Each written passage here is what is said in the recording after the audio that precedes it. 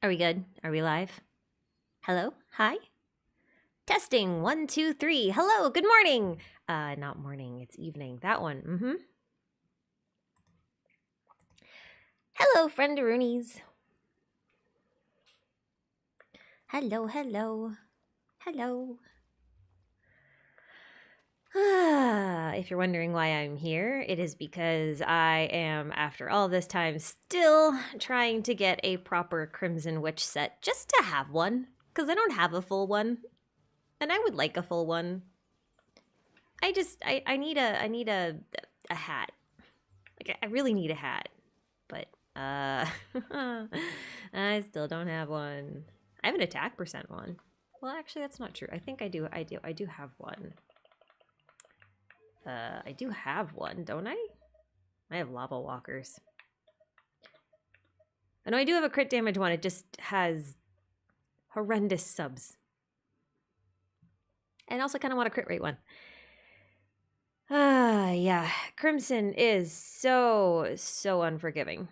Listen, I can't use Hu Tao. I do not have a full Crimson set, and I kind of, I guess, have a 2 Crimson, 2 Tenacity set, which is fine, but also that means, like, spending resources on her, and I don't know if I want to.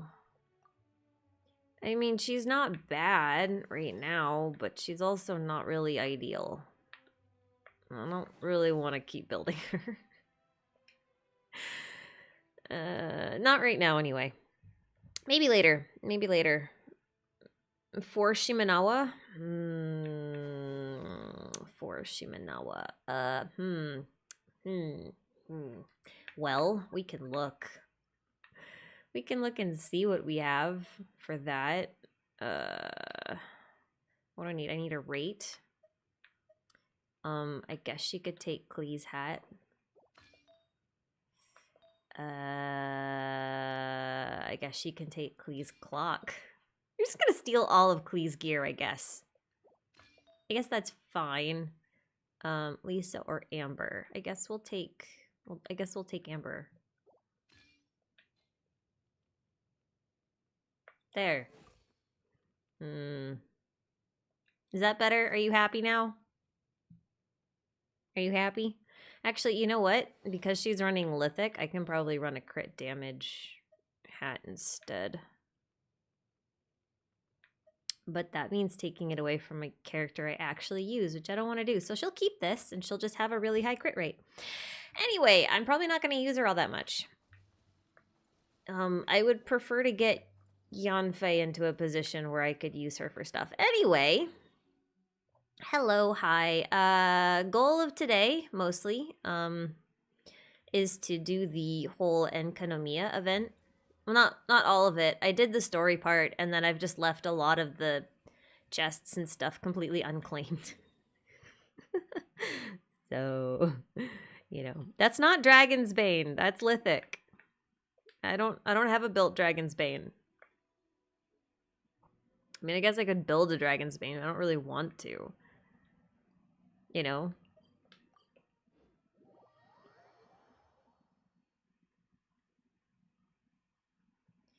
The thing about Hu Tao is that her English voice is not to my taste. I don't enjoy it much. I like her Japanese voice, but I'm not downloading the Japanese voices just for Hu Tao. I won't do that. That seems silly. That seems silly. Where's my box? This one. I have the wrong box on. There we go. Now I have the right box. Hooray! So anyway, I'm gonna be really distracted. I haven't had much time to play, like, forever, it feels like. Like, forever. It hasn't actually been that long. It just feels like it's been a long time. I've had a couple of really intense sprint sessions at work in terms of you know, really tight deadlines close to each other, and it's not been fun to do that and then try to maintain everything else at the same time. That's hard, so I've learned. I don't, it's, Hu Tao is just not to my taste. It's not that she's bad, it's just not to my taste. Brianna Knickerbocker is kind of one of those weird things where I think she's cool as a person, and I don't mind listening to her when she's talking like herself. But for some reason, literally every character I've ever known that she voices, I end up not liking. And it's not like I don't like her or any of the stuff that she does. It's just like, I don't know. She gets cast for these characters and ends up speaking in a way that just doesn't click with me. So that's a thing. I kind of wanna, oh, no, I don't really. Do I wanna? I was gonna switch up my team a little. I don't know if I really want to, though.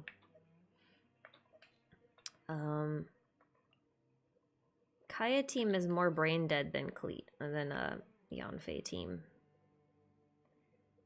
But I kind of feel like Yanfei team would be nice today. You ever just get that feeling like it'd just be nice to do that today?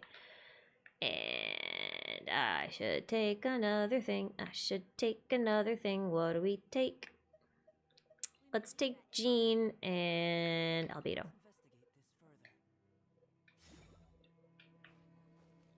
Yeah, some people love Brianna's voice. And there is absolutely nothing wrong with you if you do. You know, it's just not my taste, that's all. I thought my burst was ready. It's not. Hi.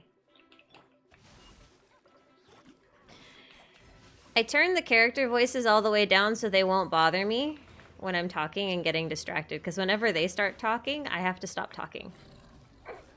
Oh, hi. Also, interestingly, I've found that Albedo is kind of better for Bolide Yanfei than, like, any other shield unit. Because she has such high elemental application anyway, I can basically keep 100% uptime on a shield, and I don't have to swap to a character to do it. So that's really cool. I like that. Except now that's another one of my teams that just wants Albedo. All of my teams want Albedo now, I swear. It's ridiculous. I also turn character voices down, but it's because I dislike Paimon. Yeah. You know, that's also... See, that's another thing. A love or hate relationship. I feel like people either love Paimon or they hate her. Like, there's no in between. There's no one who's just neutral on Paimon. Show me someone who's neutral on Paimon, and I'll show you someone who's actually never listened to Paimon. Where's our last one? Am I blind? Am I blind? Are you hidden? Yes, he's hidden. Come back here. Slap!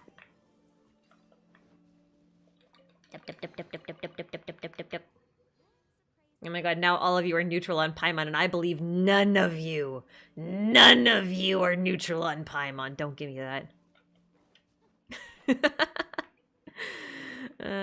Oh, I don't want to fight those. They're Pyro Specters, and I'm maining a Pyro unit right now. That's not fun. I learned that the hard way. I forgot they were element immune, okay? I did. It was just one of those moments. What am I doing? Where am I going? I don't know. I have no direction. I have no direction. My brain is fried.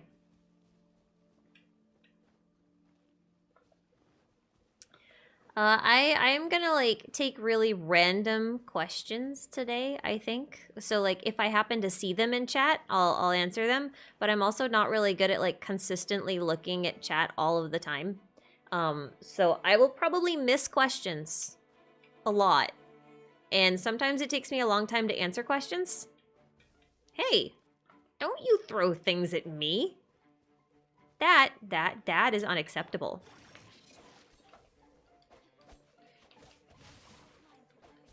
I do not appreciate this, Mr. Spectre. Oh, this is just sad. Xingqiu is not a sword unit. He's a ranged unit. He may as well just be a catalyst at this point. Why isn't he a catalyst? He should be.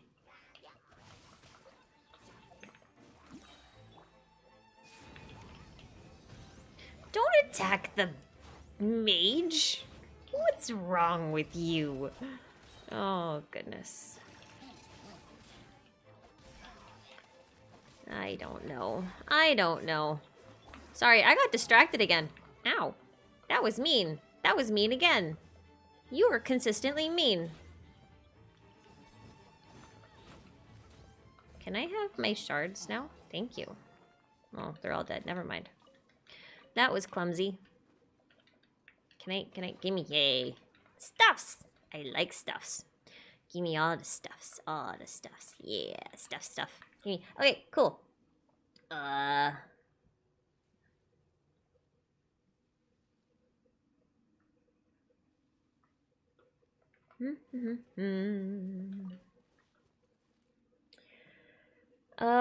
Mateus, remember when I said I thought Scaramouche should be held back for Fontaine and you said, nah, he'll come in Inazuma? Now I think we'll be both wrong and Fandango will come in Sumeru. You know what? He might.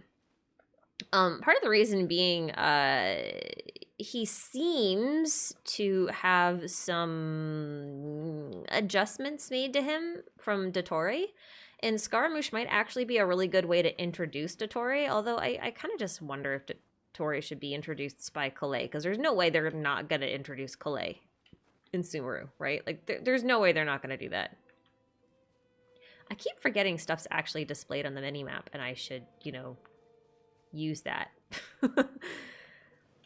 But, you know, I feel like at this point, it looks like he'll be here 2.7, 2.8 at the earliest. I would still think it's better for him to come before Sumeru, but I mean, if he comes next time and brings more lore drops and more lore bombs, I'm fine if he comes later. You know, it just sucks either way, I guess. Scara and Calais and Sumeru would be really, really cool. I'd be excited about that. I don't know why I'm picking these up. I don't think I need them anymore. Hi. Hi. No, shoo! You no hits me. I hits you. Ah ha ha ha ha. No, I said switch. It's not my fault that you don't listen to me. Ow. Also mean. Leave me alone.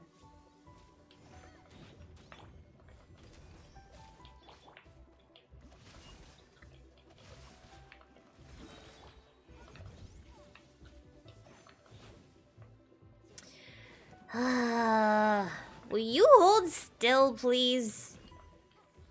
You jerk. Mean. I shouldn't have swapped to Jean anyway. I wasn't really even spoiling anything. I don't even really need Jean.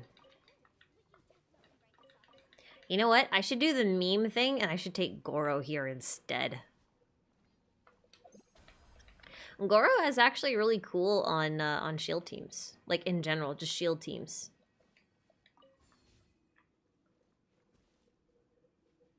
Yeah, my ping gets all over the place. Sorry. One day I'll have good internet. But that day is not today. It's not today. Well, I guess I could do this one. I can do the thing. All right, let's see if we can do a timed thing. I'm not that good at timed things. Because I get lost. Like, I do. I get lost. Whee! Hi! Whoa! See? No! Stop it! What happened? You jerks! Oh my god. Should I just let this expire at this point? Or do they just assume that you're gonna do that badly? Alright, you. Hey, hi. Thanks. Okay, up. Oh, come on. Yanfei, please.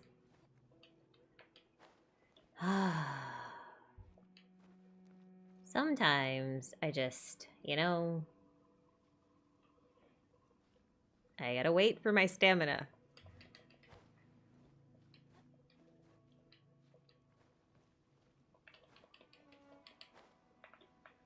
Hey, what?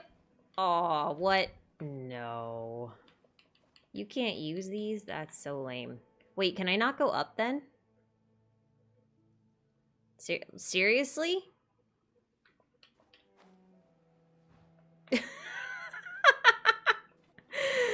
All right.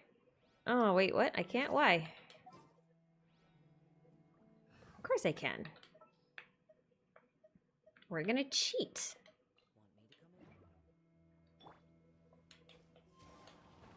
Oh, right. Okay. Well.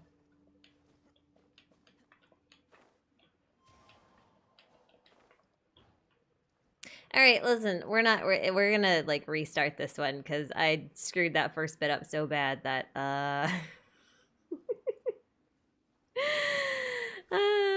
yep. Except this is 2 minutes left, so let's go do something else. Hey, who wants to talk about something while we wait? Or you know what? I could just try and do it anyway. We'll see how far we get. Probably not that far. Probably not that far. In hindsight, I guess I could have just climbed backwards, huh?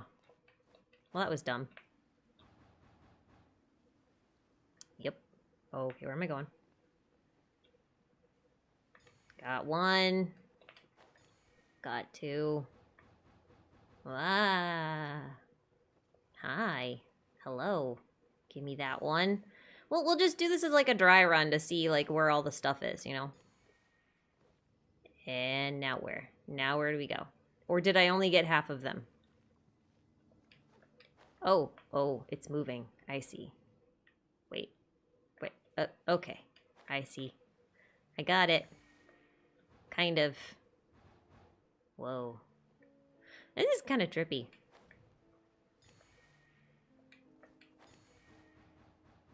Too many. Give me the sparkle. I got 45 seconds to get 3 more. I think I can still do it. We screwed up that badly, but I think we can still do it unless I missed one, in which case we're screwed.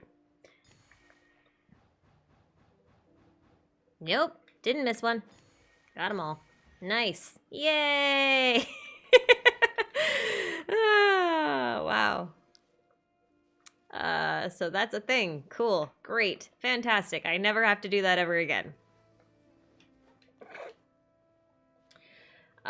Timothy, when do you think we'll meet Dainsleif again? Could it be in the chasm or is that copium? I don't think that's copium. I think that's probably pretty likely. Hi. Hello, friends. I think it's pretty likely, actually, that we're going to meet Dainsleif again soon. It's been since 1.5 since we've seen him last. Like, it's time, dude. It's time to see Danes again. He needs to come back and blow our minds.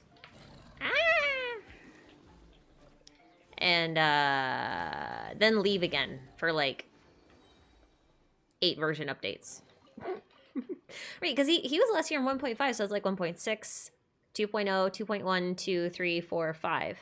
Yeah, so he's been gone for like 7 updates at least. So he's due to come back. That's what I think. No, don't hurt me. I'm just a lawyer. I don't deserve your contempt.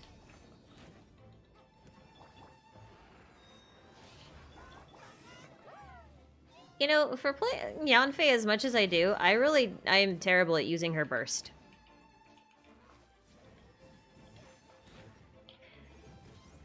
I always seem to just use it to get an extra free charged shot, and that's it.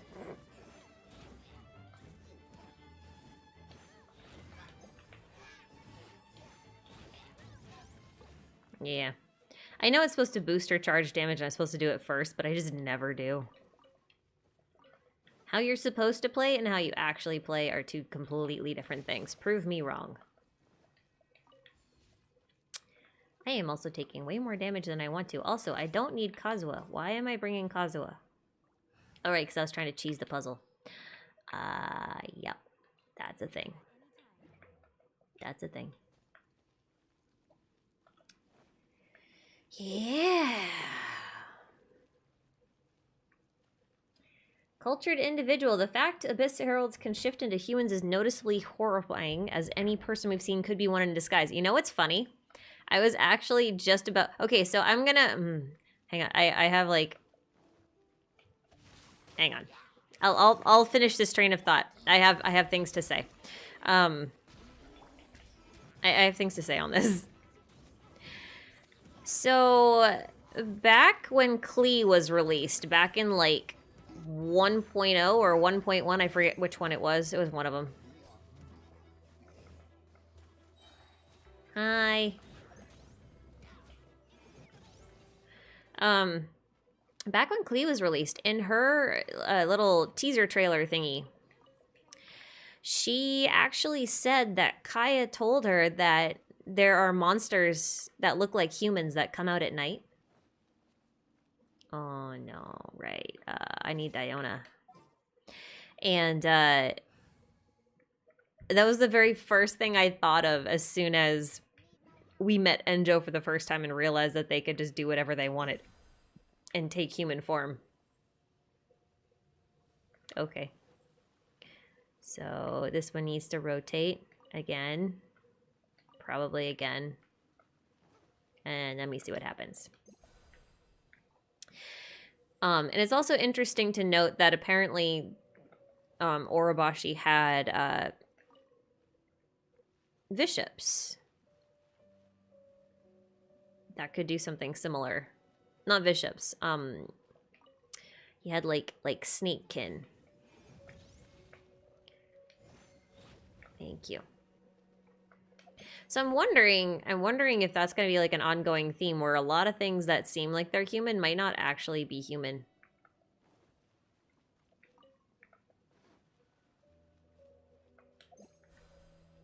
You know?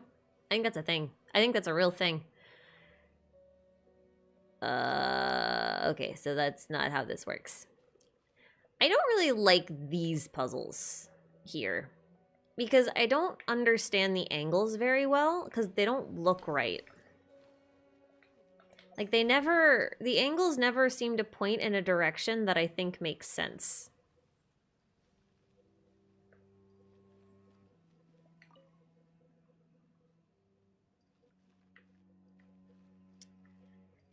I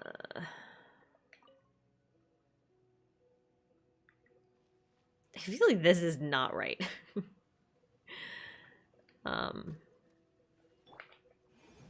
Maybe I should melt that one. Or maybe I'm doing this completely wrong. I just don't think these angles make much sense. Oh, hey, no, I did it. Yay! Woohoo! Victory is mine! You will not take it from me. Okay, so on the topic of little Kaya's stories, Kaya's told a lot of stories to us, all right? He's told us stories about fireflies getting trapped in lanterns, like the souls of fireflies being trapped in lanterns. He says that whenever you go into a cold place, he offers to tell you a ghost story. And then he tells Klee that there are monsters dressed as people that come out at night.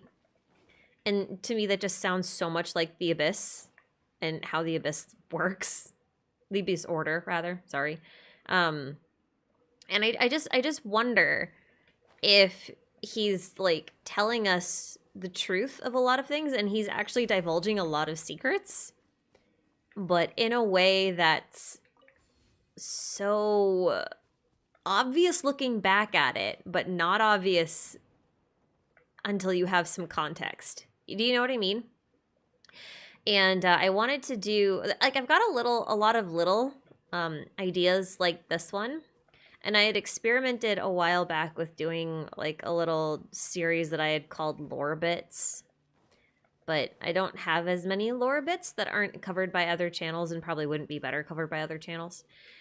So I was thinking about doing something instead called Speed Theories. Where I try to give really short, simple, and fast theories in 5 to 10 minutes, like tops. Which doesn't really sound much like a speed theory until you realize that the average length of my video is 31 minutes. And then it becomes pretty fast. Where am I going? I'm kind of like running around in circles. Wait, where am I going? I've been playing too much SMT right now. I keep trying to go into the map in a very different way. Warp back over here. So that's one thing I think I'm gonna try to do more of. I think I'd like to try to do some more shorter content. So I might put some other stuff on hold for a bit. Just to give my brain a rest and have some more fun with some other stuff. I have a couple of big theories I want to do that are kind of based off of theories that I've done recently. Like about world structure and stuff like that, but I feel like I've done so much world structure lately that I just kind of want to wait. And I don't really think anyone else is going to do theories on it in the meantime anyway, so I don't really feel the need to get it out quickly. I can't remember. I feel like I have not done this one. No, I haven't. Do we want to do this one? So I think I'm gonna take a break from doing big conspiracy world theories. I'm gonna before the chasm, I'm gonna try to do it before the chasm. I want to do a deep dive into the Yaksha. That's the first thing I want to do, and then I'm gonna start doing some shorter theories. So it's like some shorter little speed theory things. With just some little ideas that don't really need a whole lot of context or information and that are pretty easy to digest and that kind of stuff. So hopefully you guys are up for that. That's something I want to do. And I think it'll be fun. Sometimes I think that a lot of the content I do is not easy to digest in one sitting, or not easy to digest by tired brains. And sometimes I think people like to watch, Genshin content because they want to relax after work or school and they don't really want to think that hard. So I would like to vary out a little bit and do more of that. Because everyone's brains get tired sometimes. Mine included. Ow, mean. Okay. You've sealed your fate. No bubbles. No bubbles. No bubbles.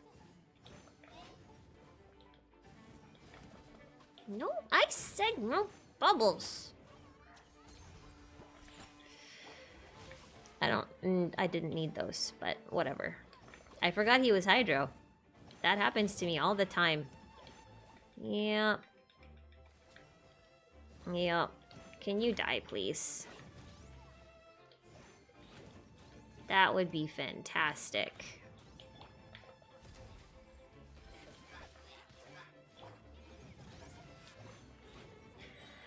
Oh, please go away. Oh. I feel like I should... Part of the reason why I liked using Yanfei in here is because it's, well, you kind of need a pyro and a cryo to do these puzzles when you come across them. And she happens to have those in most of her teams. I guess we could go back to... I guess we could do that thing. We use Yanfei a lot. I'm gonna do this. I call this the Sortie Squad. Because there's Shorty Sorties plus Kaya, who's a sortie but not a shorty. He's a tall one. The honorary member of the Shorty Sortie Squad. Hi. Oh, okay. How mean. Also, hi.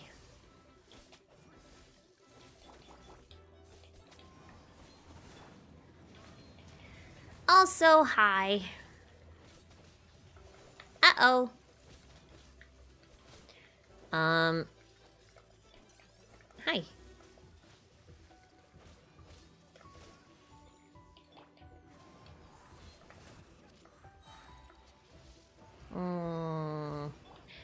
My screen turned off. The one that has chat. I can't see you anymore. Oh no, where did you go? I'm all alone in the world. There is no God. Oh. Xingqiu didn't come out of that very well. Not my proudest moment. That's okay. A Sealy. Okay, I'm back. Hi, welcome back. What'd I miss?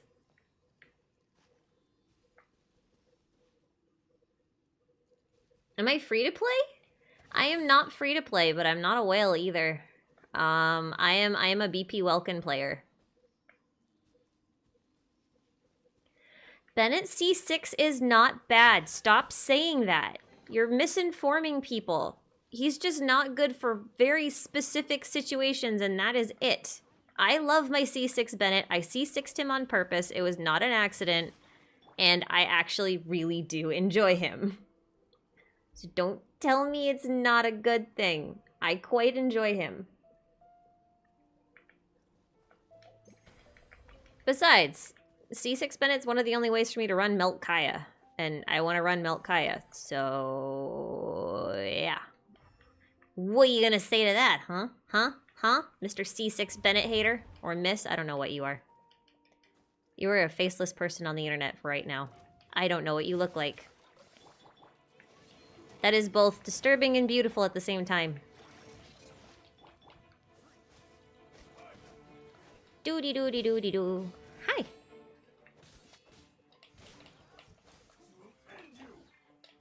Can I, like, please do that? Oh my god. Ping, my nemesis. My absolute nemesis.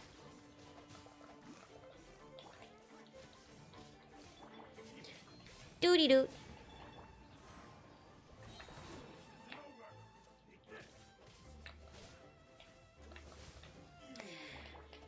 Do. No, don't. Oh no, he did the thing. Oh, you're no fun. Okay, I see how it is. You're gonna be a pain in my ass. I got it. Yep. Ah, thorns. Anyway. I can still see you. Don't you make rude gestures at me. Well, I mean, I guess technically if you made rude gestures that weren't an emoticon, I would not be able to see it. So there's that. Mars, off the current topic, but could I get your opinion of the 3 moons? They say 2 are gone, but there are 3, one in the loading screen, Teyvat, and the Abyss. Listen, I have counted no less than 9 moons. So I don't know how to answer that question. The moons in Teyvat are kind of a weird thing in general because, like, we have the one moon that we can see, and then we do have, like, the moon's sisters, which appears to be part of a bigger mythology. What we're not sure of is if they were literally moons or not. Because it says that, like, oh, this is our myth about why we only have 1 moon in the sky when we used to have 3. But, like, there's a lot of evidence to suggest that Teyvat is actually an alternate version of normal Earth. Like the Earth that you and I live in currently. Like an alternate universe where something went horribly wrong and then everything went funky. And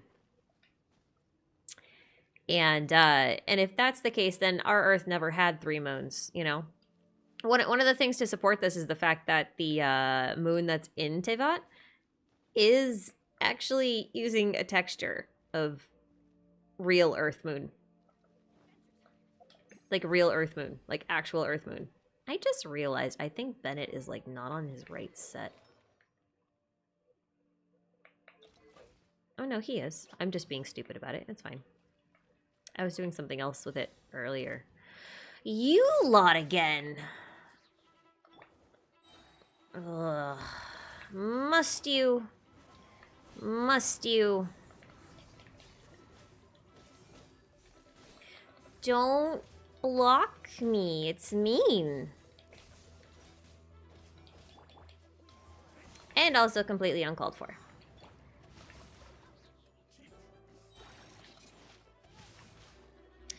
Completely.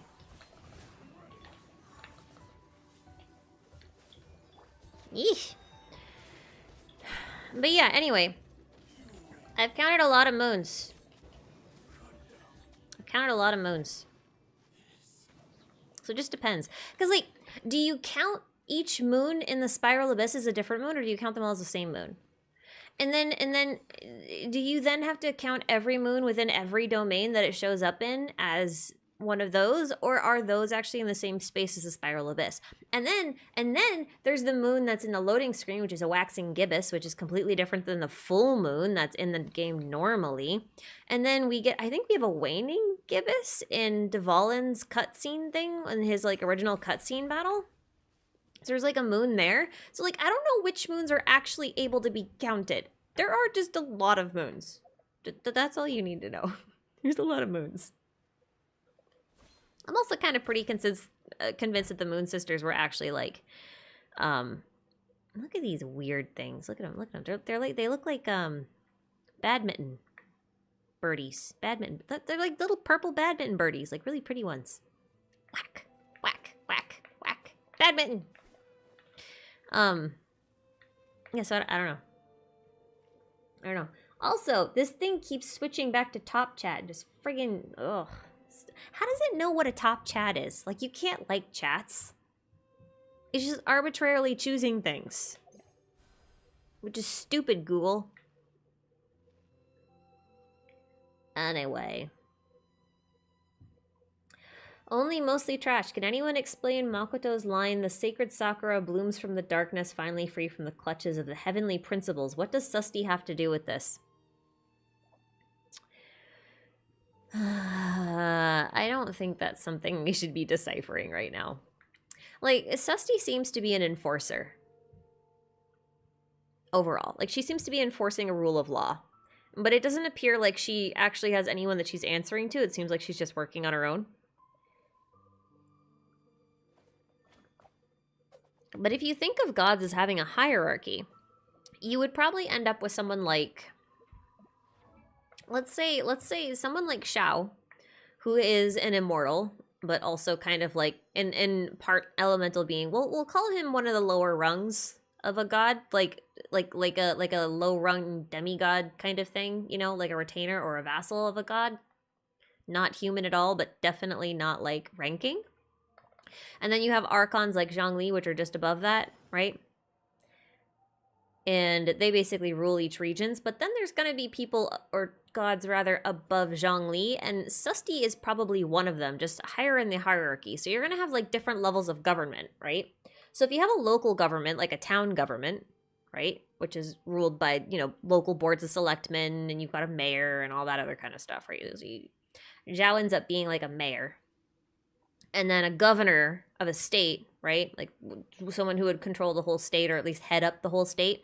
That would be like an archon, like Zhongli. And then you'd have a president or something similar. And that would be what I would consider one of the cabinet of the heavenly principles. So what my guess is that the archons don't necessarily want to be under the rule of the heavenly principles, but I don't necessarily think that they have any choice in the matter. I also don't think that they're actually free. I think there's certain things that can be freed from the heavenly principles. But I don't know. Hi! Why are you like in these weird... You're in this weird thing, dude. Why are they in these red things? What's the red thing?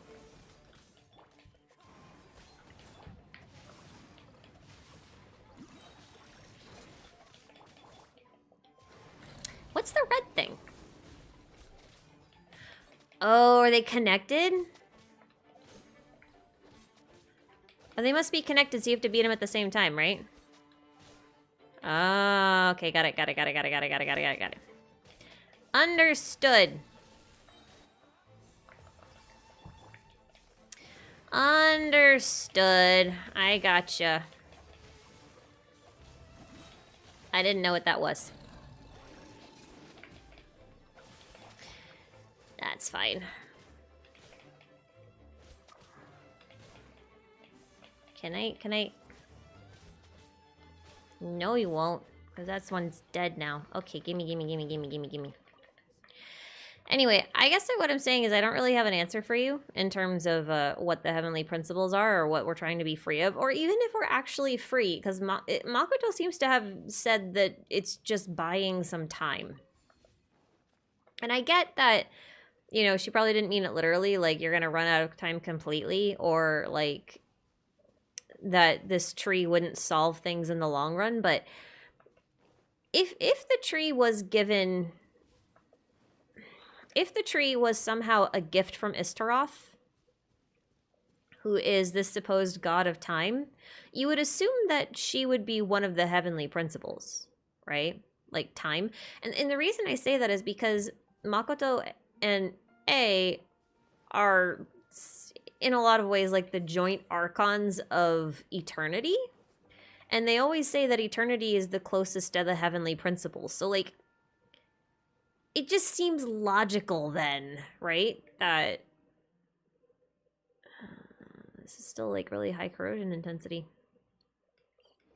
It just seems logical to me that the two would be, I don't know, like a little different.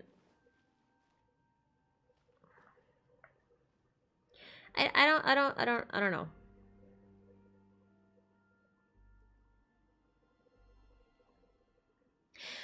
I don't think the heavenly principle, I don't think this is actually a place where I'm supposed to go for the Bokoso box. I think I'm just supposed to stay up here.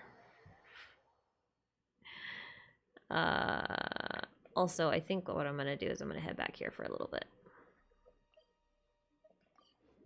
I do think that the heavenly principles is referring to a couple of things. I think it's referring to Susti specifically, for one. And part of that is because in the Chinese translation, most of the time... Oh, cool. Most of the time, when in Chinese, when it says heavenly principles, it actually is referring specifically to Susti. Like, it's using words that refer specifically to her. Like, completely irrefutable.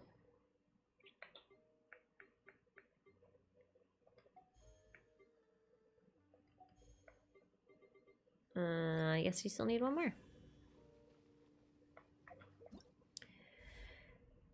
But I'm also pretty sure that the heavenly principles are also like a rule of law in a lot of ways. Oh, hey, I think we're mostly done. I finished. Hooray! Hooray, hooray. Oh, look at all the chests still to go, though. There's a lot. Let's go get those, because chests mean primos. Or primos. Can you elaborate what those words are? You mean like the heavenly principles? No, because I can't speak Chinese. If you just, whenever it says heavenly principles, if you just check the direct Chinese translation, it uses similar characters for both the sustainer and heavenly principles. So even if they're not the same thing, they're most definitely linked. And in some cases, like, it's referring to the sustainer herself.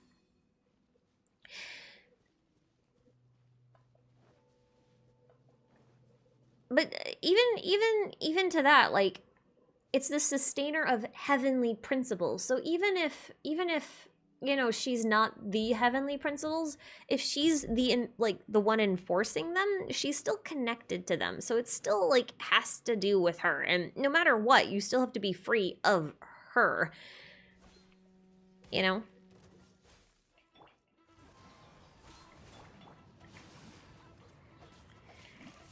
These guys stay frozen for like 10 seconds.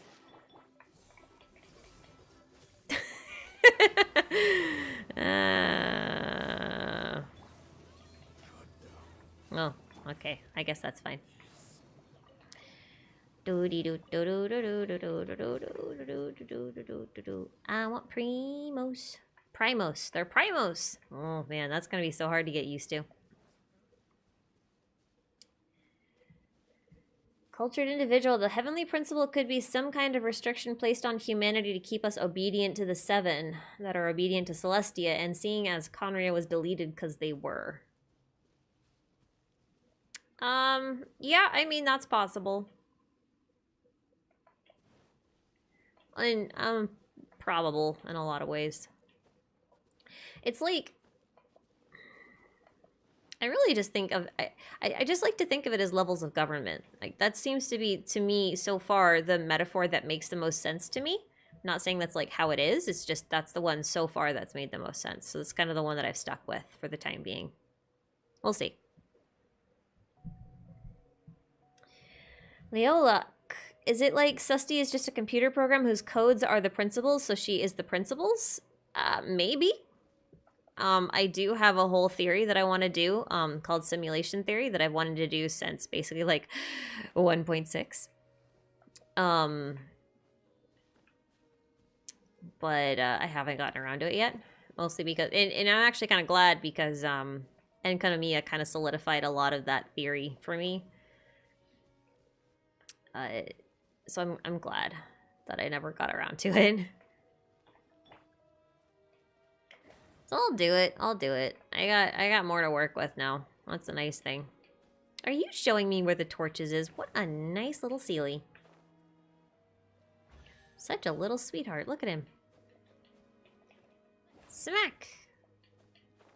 Don't worry, little Sealy. I will put lights on in your room.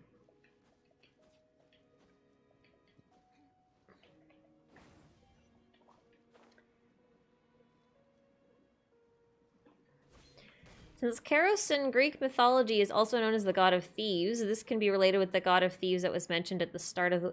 I don't know. I don't think so. I think that's just immortal. I asked someone about that, just because of, like, I wanted to see if there was any kind of, like, mistranslation of that. And the consensus was basically like it doesn't seem like a god. Well,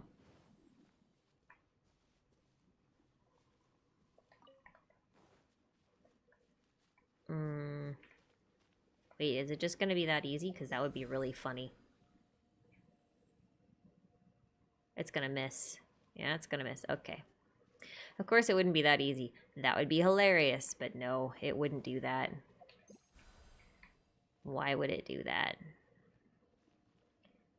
And you go there, and then... Okay.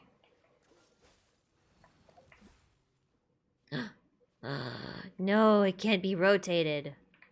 Oh, it's okay. I don't think it needs to be. I think this one's just simple.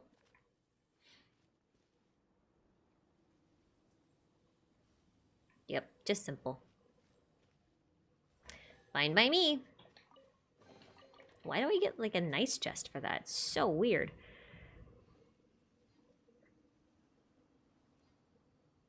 How can leyline branches grant abyss mages elemental powers? Like, can we do that too, and how?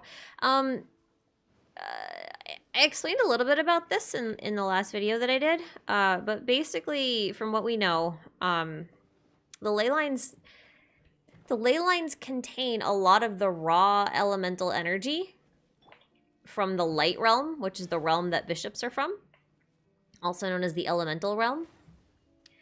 And ley line trees obviously pump the ley lines. So if you read the description of them, which I will pull up for you in just a second here. Let me see. Where are ley lines? Hang on. They're not in here. They're in the other one. This one. Oh my god. This one right here. It says, it is said that there was a great tree whose roots once spread out to every corner of the world, and this branch is said to be a part of it. It is almost as if it was never broken off and taken far away, for its vitality is still such that it still sprouts new leaves even now. Which means that the leyline tree that it belongs to is not really like a physical tree that needs to be physically connected. It's like energetically connected over space-time. So technically, all they're doing is drawing upon leyline energy and then converting it, and they know how to do that. And beings like Ajdaha already know how to do that.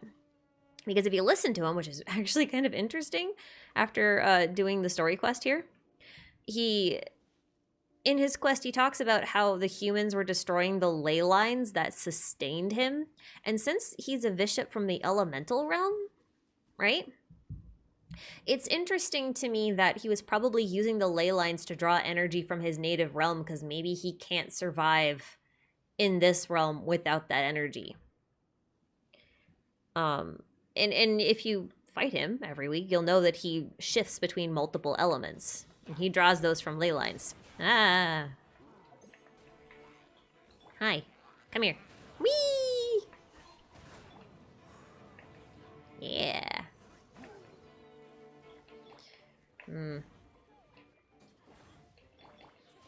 No more shields. They are not allowed. Shields are not allowed. Oh. Oh, I don't get any chests or anything else from that. I see. Okay. That's fine. Whatever.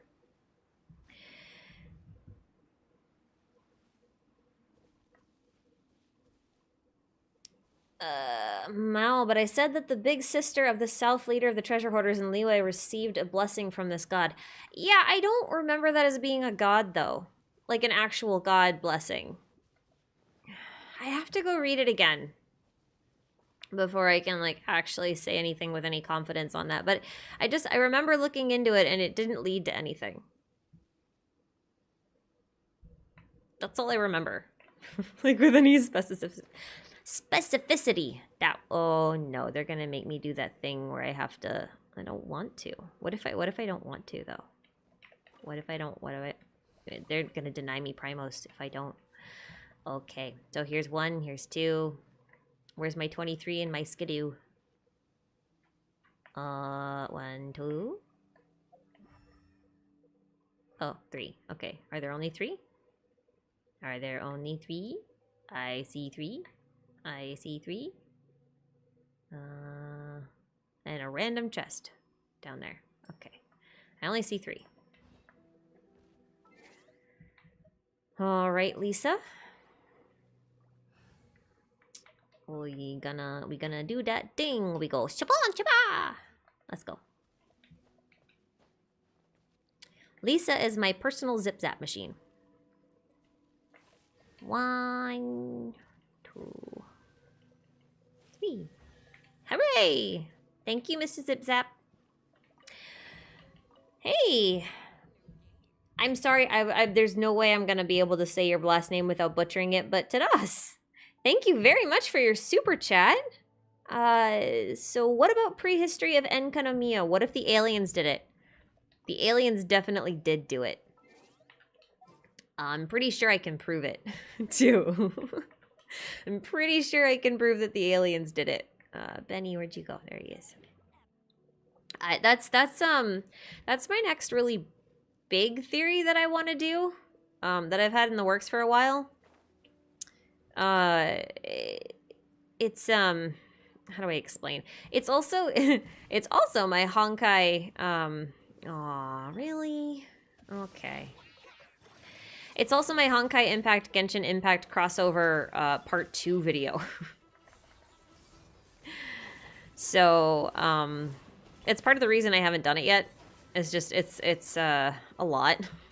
So I haven't done it just yet. Also, I've just been so busy lately, I haven't had time to do it. And I kind of want to put out the Yaksha video first, because I said I was going to do it forever ago, and I just haven't gotten around to it. Because new things keep coming up, and I feel like the Yakshas might come up again in the chasm. And so I kind of want to get my preliminary analysis out before that happens. You know. So that's that, though. But yeah, definitely aliens did it.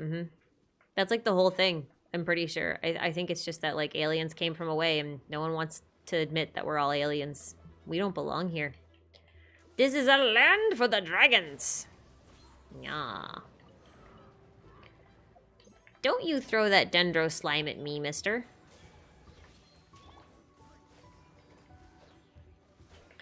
Oh, I hate these things so much. Listen, listen, listen, listen, listen, listen. Go away. Mine. Uh... okay, hang on. I gotta pause for a second here. Chat started moving like super fast and then I got lost. Okay. Hey, Fencer Dario, welcome back. Nice to see you. Thanks for showing up. And thank you for the super chat. Could the Archon residue that Kole was injected with be the Tataragami? I don't think it's the Tataragami specifically because that seems to be unique to Urabashi. Like, that's what his vengeance thing is called. But I think it's something very similar. It's probably just from a different god. But yeah, that's... I think that's pretty... Like, I think we saw the god that it belonged to. I think we saw that, that, you know, dark cobra, very angry thing.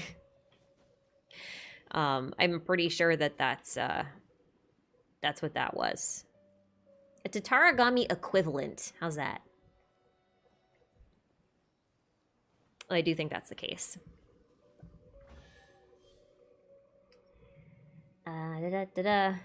Oh god, my mom's here.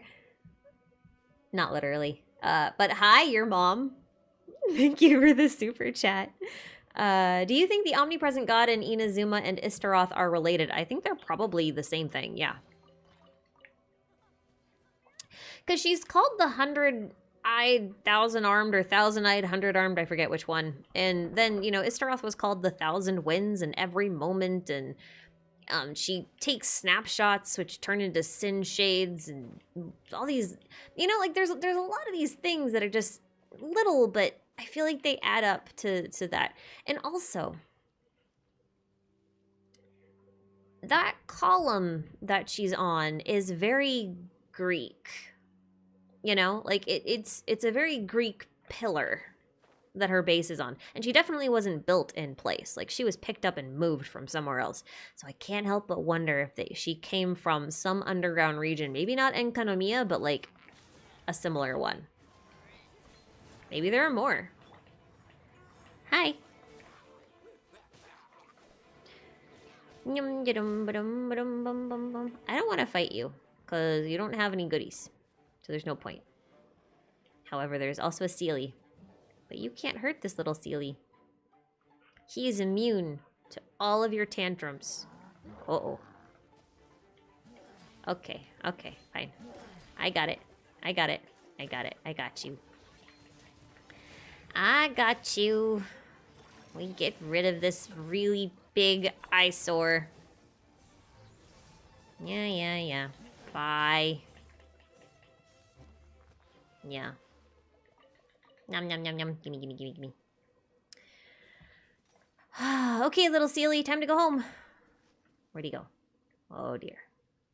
Did he go down? Okay, yep. Hi. Where are you going? Okay. Okay. Cool. Let's, Hi.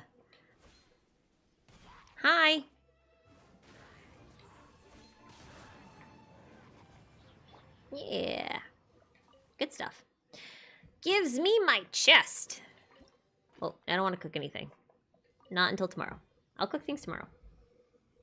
Okay. Wow, that was a lot. That's a lot of chats. Okay, guys, please don't spam your questions in chat. The more you spam a question, the less likely I am to answer it. So please don't do that. It's not that I personally find it annoying, but it's that it doesn't make for a very good chat experience when, you know, every few messages it's the same question again. So,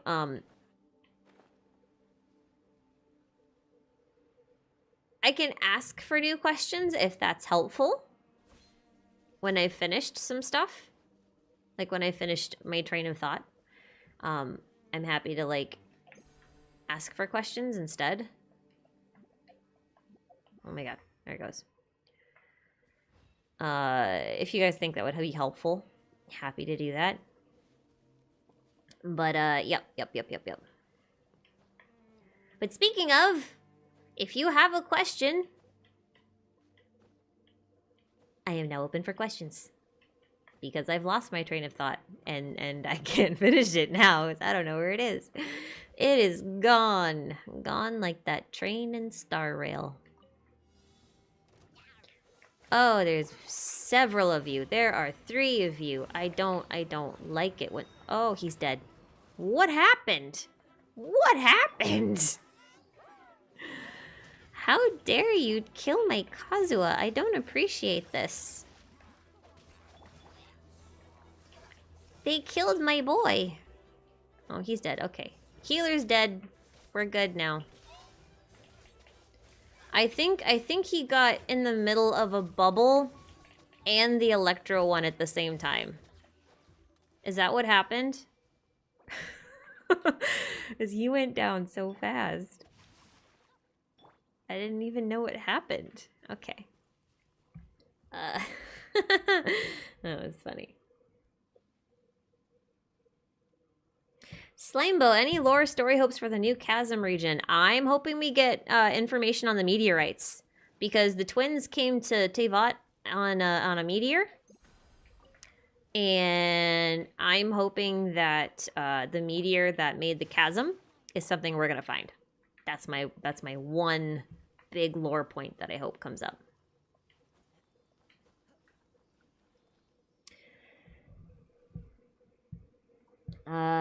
Rep 234. Do you still think the chasm is an alien spaceship crash site? Yes. Well, yeah. I mean, I said meteorite. It's spaceship meteorite thing. Yep. Definitely going to be a spaceship. Meteorites just don't choose to go back up into the sky. That's not how they work. And MiHoYo is pretty decent about keeping some of those things pretty consistent. You know, so. Mao, my question is, do you think that the 7 Gnosis are connected to the 7 Sovereigns and Dragon Lords? It's pretty sus that they are exactly 7. They must be linked in some way. I'm not convinced of that, and here's why. I'm not convinced because there may be 7 Dragon Lords, but they were called like the Sovereign of Earth and the Sovereign of Water and the Sovereign of Air. And then our elements are actually called Hydro and Pyro and Geo and Animo. Like, they're different. And so I think that they may be implying that there's a second set of Gnosis-like things. I could be totally wrong. It just doesn't feel quite right to me. I can't really explain why. This is one of those things, like, as a writer, I wouldn't do that. I feel like it would be too obvious. And so I don't want to believe that they'd go that route, because that would annoy me.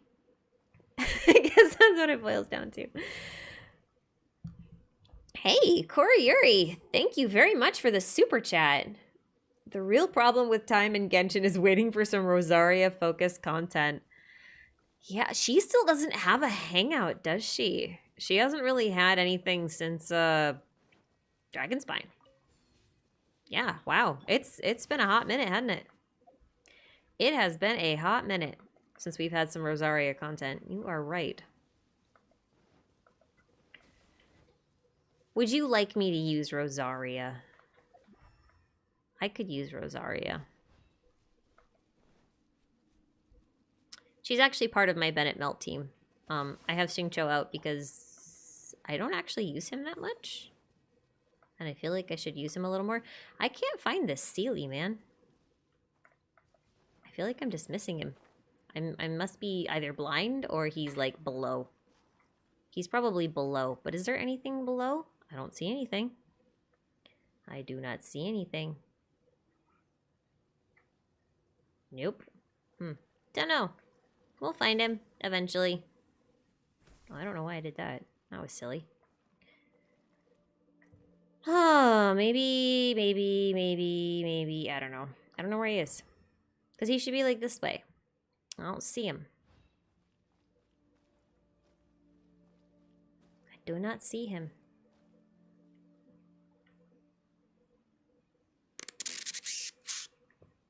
He's got to be below, right? He's got to be below. We'll go below. I will swap to Rosaria, though. I don't use her that often, but I do use her in my Kaya Melt team. Oh, and she did just get an upgrade, so that's kind of fun. She does not have her proper set on.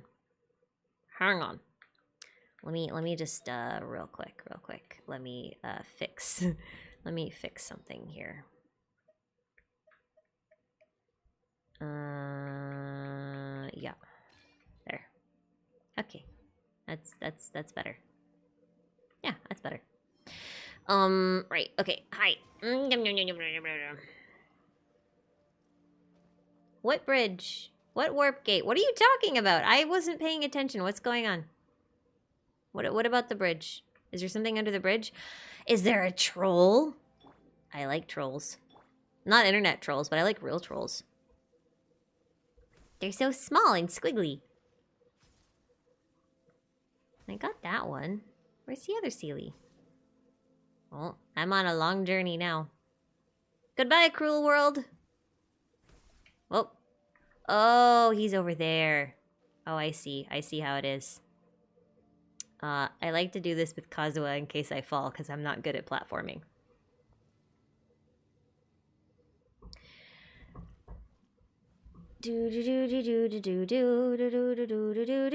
It can't be another pillar like in Dragon Spine, because then it would, like, you have to understand that the meteorite went back up into the sky. So, like, if it was a pillar like the one in Dragon Spine, we wouldn't know that it was just a pillar like the one in Dragon Spine, because it would be back up in the sky. You feel me? What am I doing? I don't have to do this. I can do this now. Will you take me down? You will. Nice. I'm just saying.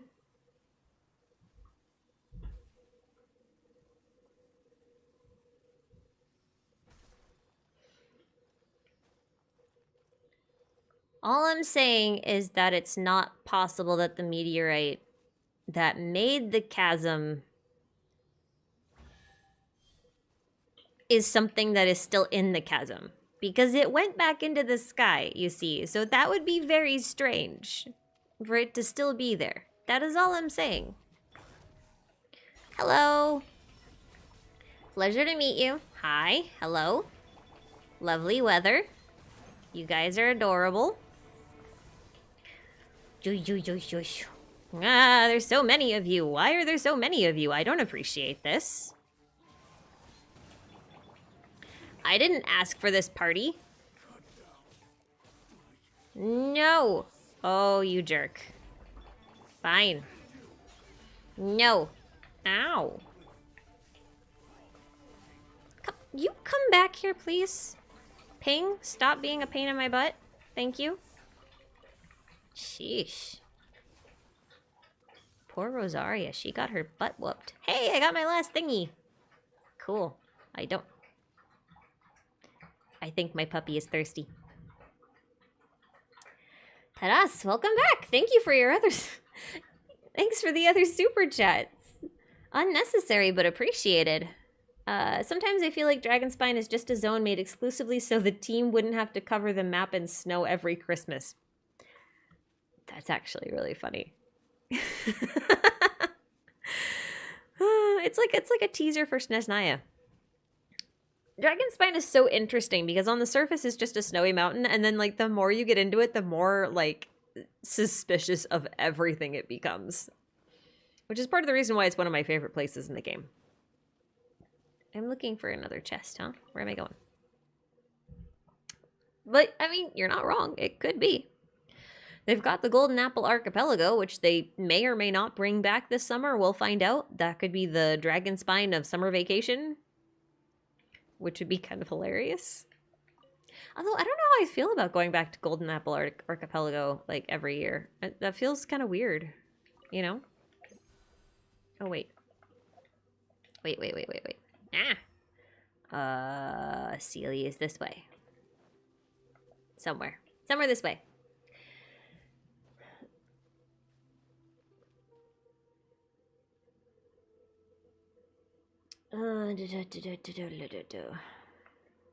Are they up high? Or is it just like this way somewhere? Well, we'll go up high and see if we can spot one. Those Sango Corellias, or however you say them, the new crystal flies with the pearls, are very confusing. Aw, puppy, why are you whining? What's wrong, puppy? Nitty bear, what you want? I have to tell you guys a funny story. But I have to tell you a funny story after I let these guys out, because he's gonna whine at me until I let him out. And he makes the most pitiful whining noises. Like, you can't not obey.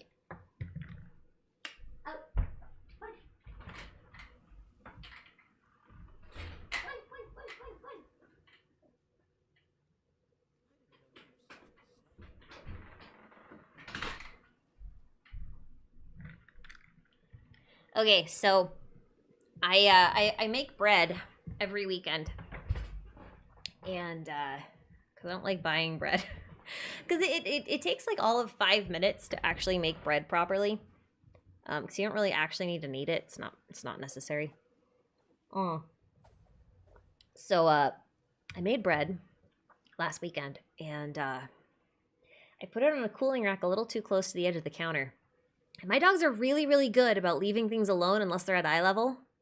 And even then, they're really good. I've left entire plates of food just sitting on the ground, and they'll just sit next to it and stare at it and not go near them. And I have to add that context here because otherwise the rest of this is not going to be that funny. So I left the thing there, the bread on the cooling rack a little precariously, close to the edge. And I heard a little bit of a crash when I went to go take a shower. I didn't really think anything of it because my dogs are pretty clumsy. So when I came out, I looked down and the cooling rack was on the floor and the bread was nowhere to be seen. It was an entire loaf of bread. An entire loaf of bread that my dog had knocked off the counter and then took somewhere and ate the entire thing. And boy, did he have a belly like a basketball afterwards. It was like this big round thing. It was hysterical. Okay, what's the problem here, Sealy? Oh, are you gonna make me do the thing? Okay. Ow. That was so mean. That almost killed my Kaya. This Sealy is mean. I don't like this Sealy.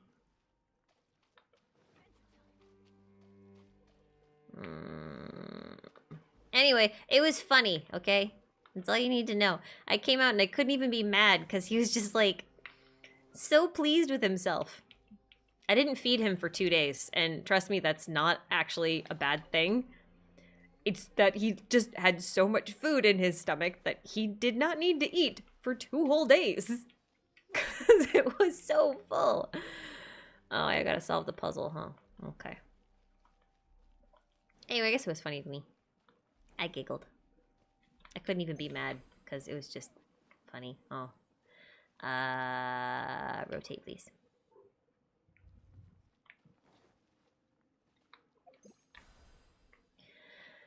Anyway.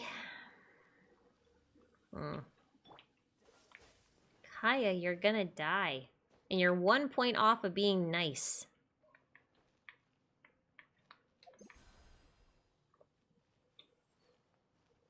One thing I don't like about the controller, one of the only things I don't like about working on a controller, is moving the camera is very slow.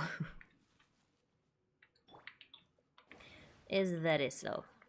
I'm gonna assume that this is what we need to do.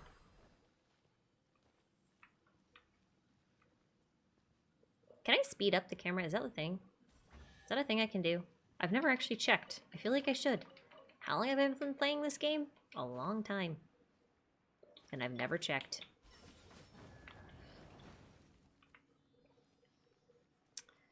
Yes, Rosaria is using a Calamity Queller. It's because I had it. And so now she has it. I don't have anyone else who can really make good use of it. So it's on her for now.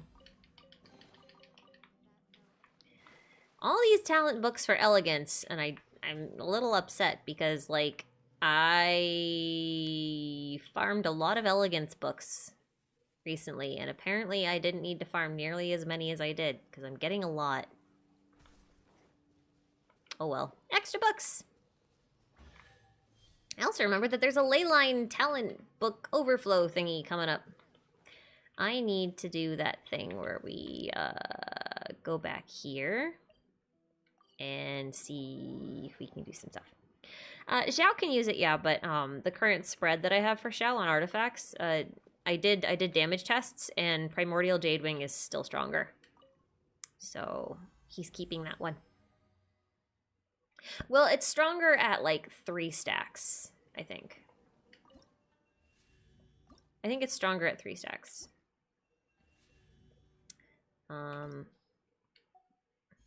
There. Now I have all of them. Hooray! I also should probably heal, but we'll do that in a bit. Okay, we got some stuff over here to get. Let's go, let's go, let's go, let's go, let's go. Am I wishing for Ayato? Maybe. We'll see. A little bit of it depends on his, how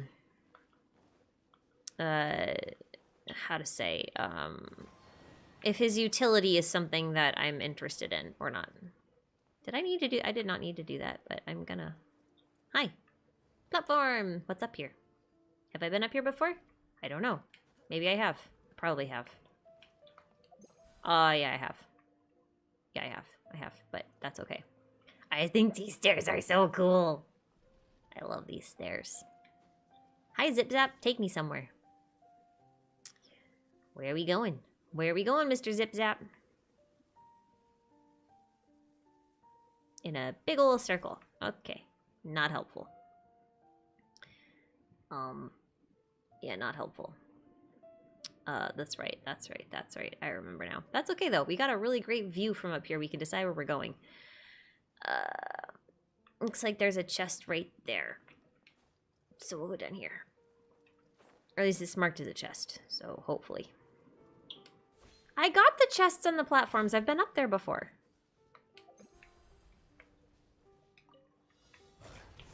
Uh-oh. Bennett? Can I have my burst, please? Nope. Nope. Burst, please. Give. Thank you. Thank you, sir. You're in. Kaya's back in fighting form. Excellent. Rosaria, you're next. That's all we need. Awesome, awesome, awesome. Alex, do you think Kusanali would be based off another Honkai character? I made a whole video on that. Like a whole one. And I made a lot of Honkai players really mad at me. Why is Mobius on the thumbnail? Well, because I don't know what the actual Archon looks like. It's called a placeholder. Why do you think she's on there? I don't know, is it more questionable to use like existing artwork from other series like in the related universe than it is to just use fan art? Like I don't understand. It's very strange. Those are the people I can tell didn't actually pay attention to the actual video. Because like I spent the entire video building up to it. Like not even in a subtle way. Where am I going? I wasn't paying attention. Now I'm just wandering around. Layla, what exactly is the Adventure Guild story-wise? No one knows. No, really, no one knows. I know a few things. Hang on. I gotta let dogs in.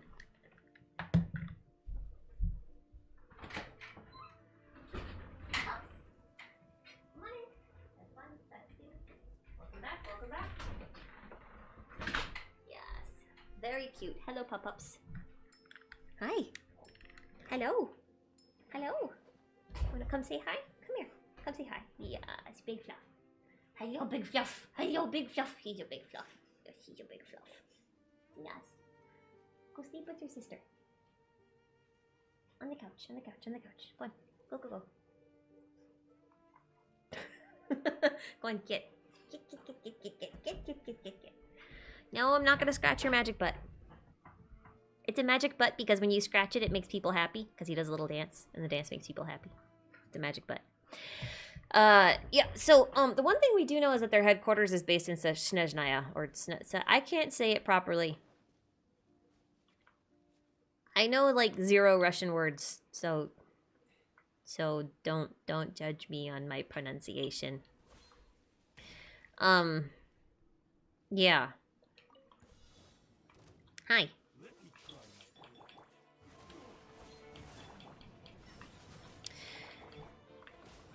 There's a really cool theory that's not mine.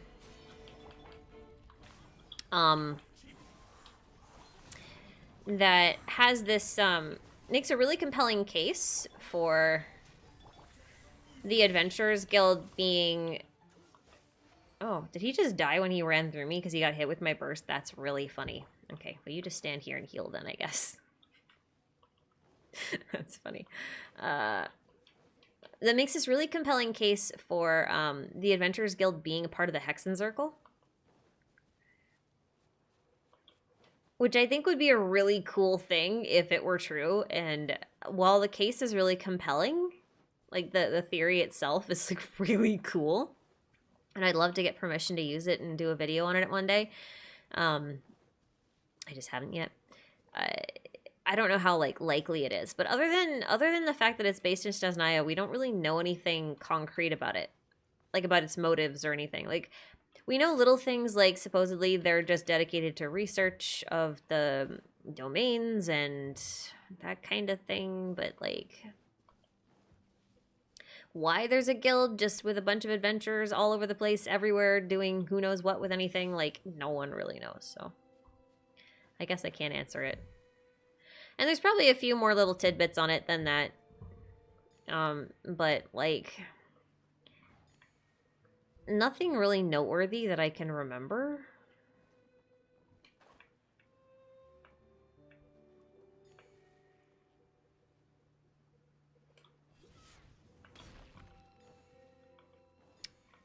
Nothing noteworthy I can remember. Okay, got that one. There's one down here.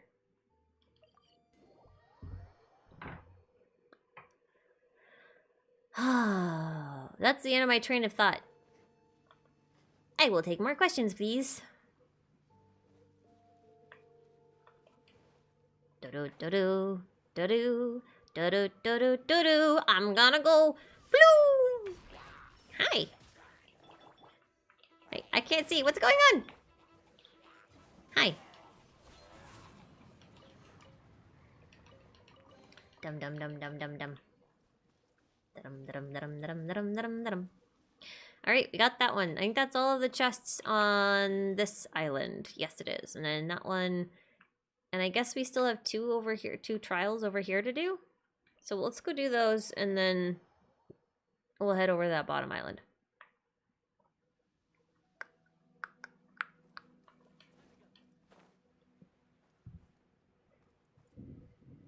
Hang on.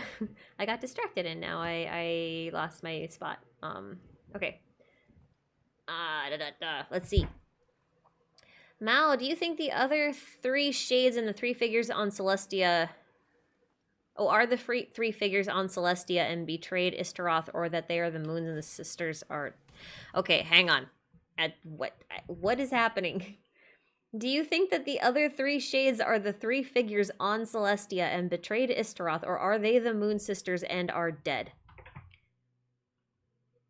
I personally think they're dead.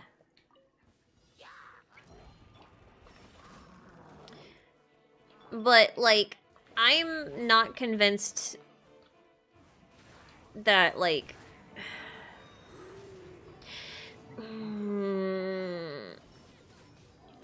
It's okay, it's a weird question, because, like,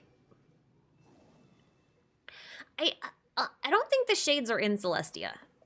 Like the Celestia that we know, like the one in the sky. I don't know that that's Celestia so much as it might actually be, as Venti statue says, the gateway to Celestia, because I think Celestia is somewhere else entirely. But I think there's only one shade that's not corrupted. And so I've said before that I think Susti is one of the shades. And I think that Istaroth is another one of the shades. And I guess I don't need to think. We pretty much know that at this point. I think Phaenus is dead. The original Phaenus. I think he's dead. I think the primordial one is possibly dead, or at least scattered into pieces. Like he might be the Gnosis split into several parts. And I think that if you look at some of the lore on the Moon Sisters, some of them say that they turned against each other and then killed each other, and only one remains hanging in the sky. And I'm wondering if Istaroth is one of the ones that's supposed to be dead, but isn't actually dead, right? And then Susti is the one that lived and is still in the sky. Not you guys again. Oh, I see what happened last time. I see what happened last time. Well, guess what? I don't fall for the same thing twice. Come here. Come back here.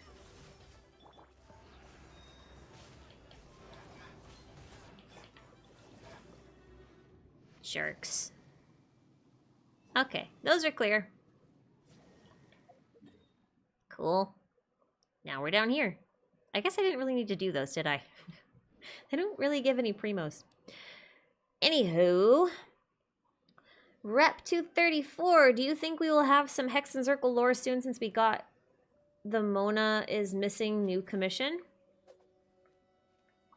I think we'll get some Hex and Circle stuff soon. Yeah. I'm actually wondering if we'll get some in Chasm. I've had this theory for a while that Skirk is actually a member of the Hex and Circle, which I actually can't prove. Like, at all, which is part of why I haven't tried to, you know, make a case for it anywhere, because I can't prove it, because we don't know anything about Skirk beyond what Child said. But the one thing I will say about Skirk is that if, in fact, Alice, Klee's mom, is Eris, the goddess of discord, because of this this book in Enkanomiya, right? We got that one book, and the book has notable names, and it says that this one notable name, Eris, translates to Arisu in Japanese, which is exactly how you translate Alice. So, like, the going theory is basically, like, Alice is actually Eris, the goddess of discord. And while that one's really compelling, I think the more compelling story here is that the Hex and Circle members might all actually be different Greek goddesses that are associated with witchcraft. And so I think Skirk, because for the longest time, I couldn't figure out where her name inspiration came from. Like, most characters in Genshin have some sort of root for their name that you can trace, right? So there's something there. Skirk, I couldn't find anything. Like, nothing. And then it started making sense to me that, Skirk might actually be Circe, who was also a witch. And I don't really want to call her a Greek goddess-ish kind of thing. But the interesting thing about her is that she's noteworthy because she was responsible for transformations. And she was Child's teacher. And what did she teach him? The Foul Legacy transformation. And in Greek, what little Greek I know, which as you all know is not that much, I know that C and K are often interchanged. And so if I looked at Circe, and I looked at skirk, and I know that S and C in English often have the same pronunciations. I started to wonder if it could actually be that you could replace the S and the K with a C and a C, and then you actually get Cersei or something very similar. But I digress. If you take Cersei and then Kirky, I guess is how you would pronounce it, and you put them together, you would get skirk. So I'm just wondering. And that's kind of the theory that I want to go with, but I don't have anything else besides that to work with, so. You know. But I think we'll get some soon. In the chasm. I'm hoping we'll get some in the chasm. I guess what else I'll say, they'll be surprised if we don't. Ow. Hey. Ping, leave me alone.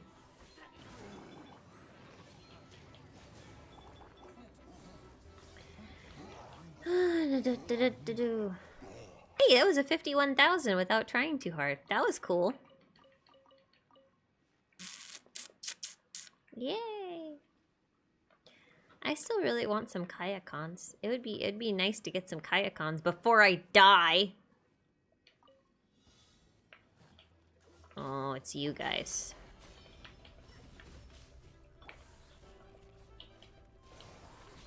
It's you guys.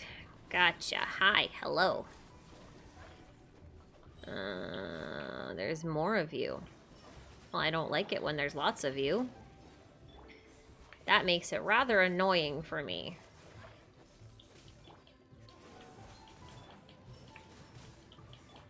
Like, really annoying for me.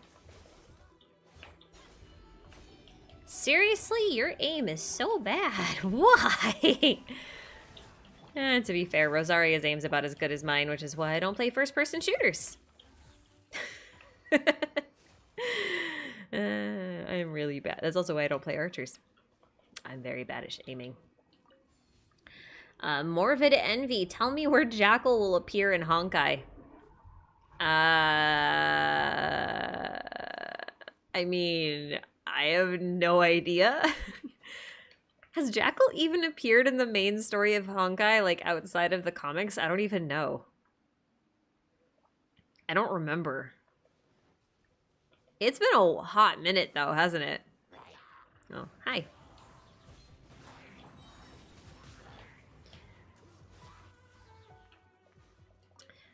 It's been a while. Yeah. Can't help you. Can't help you. If you want to know when she'll appear in Genshin, I can't help you there either. I honestly don't know enough about Jackal, unfortunately.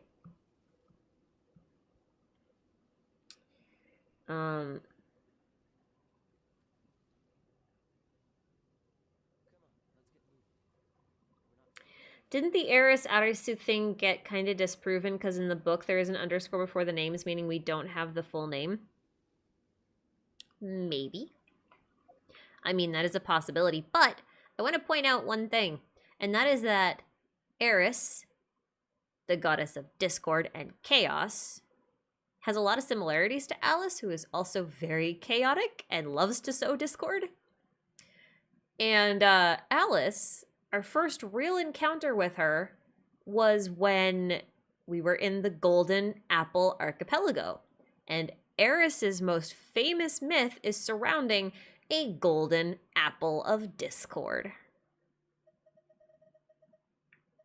So I'm not too quick to write that off. What am I doing in here? I wanted to go into the archive because I wanted to look at it real quick. No. No. This one. Do.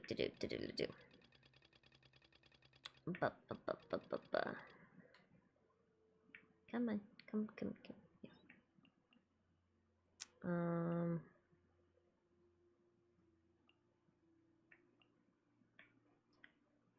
This one. Yeah, okay, so I don't think this is, I don't think this disproves anything because the ... before Eris could just be an A-E-R-I-S instead of a, you know, or anything else. And it still translates to Arisu. Like, Emma goes to Emma, Spartacus goes to Supata, Charon goes to Ka something. Abarax goes to Abaraku. I think the best one here is Erebos to Eboshi. I think that one is probably like the one I would use as like a good point of reference. Like it's the right amount of letters changed. But I don't think that really disproves anything. I think it makes it a little harder to prove. I just don't know that it disproves anything yet.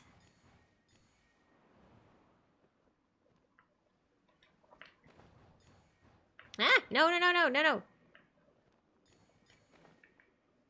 Well, I'm gonna go down. Yeah, there we go. How did I miss?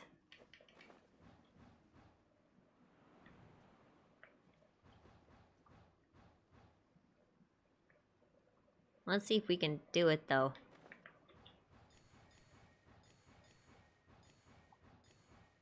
Yay, we did it. Uh-oh. Oh, man, I thought I was gonna go right off the cliff. Yep. Yep. I think that's all the current questions, yes? Okay, let's open up for more questions while we take out these little floaty bastard fruits. These little fruity bastards. I can call them fruity bastards, you know why? Because their lore is specifically centered around fruit. Which is weird. It was very weird. Oh, hey, you're all gone. Bye! Gimme. I want those. Lovely hearts. Nom. Little fruity hearts. Specteros, the latest in Tevatian cereal. Come here. Yeah. It really bothers me, those crystal flies, because they are not crystal. They're a pearl.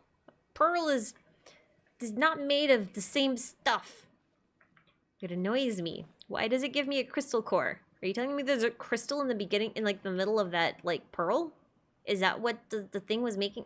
Like, I don't understand. Crystals and pearls are not made under the same conditions. I greatly dislike this. It makes the rock nerd in me very sad. Break Fate's chain. What element do you think Dainsleif will have, and why are Abyss Mages associated with Tevat elements? I think they're associated with the elements just because they're using leyline branches. I'm pretty sure they're using leyline branches. But like everything in Tevat is basically using Tevat elements. You know, like everything. Especially slimes. Oh my god, grass. If Dotori doesn't show up in friggin' Sumeru, I don't know when he's gonna show up. Like, he has to. Like, that's his spot. That's where he's doing all of his, like, child experimentation. He has to show up there. Don't you think?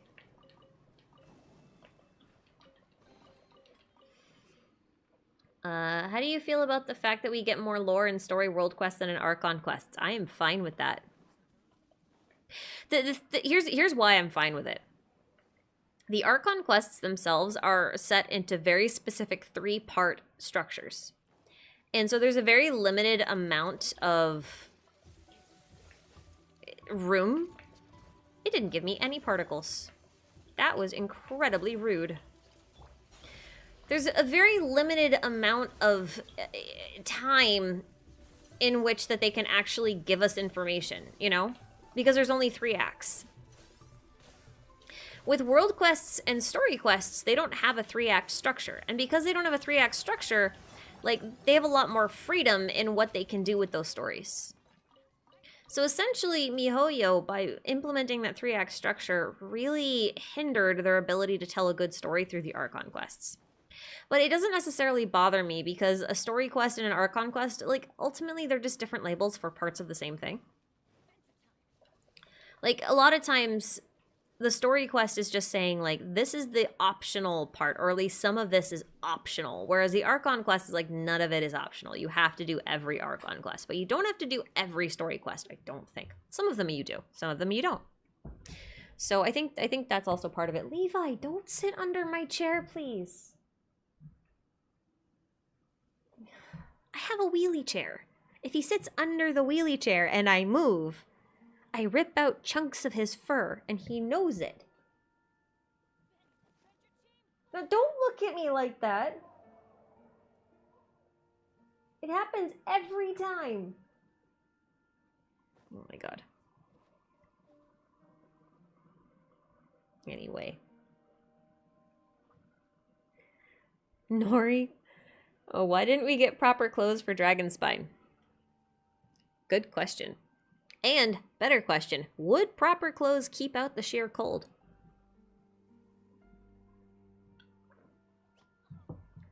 Better question. Why does Albedo not seem bothered? He just kind of wanders around Dragonspine all day. Hi, guys. Sup?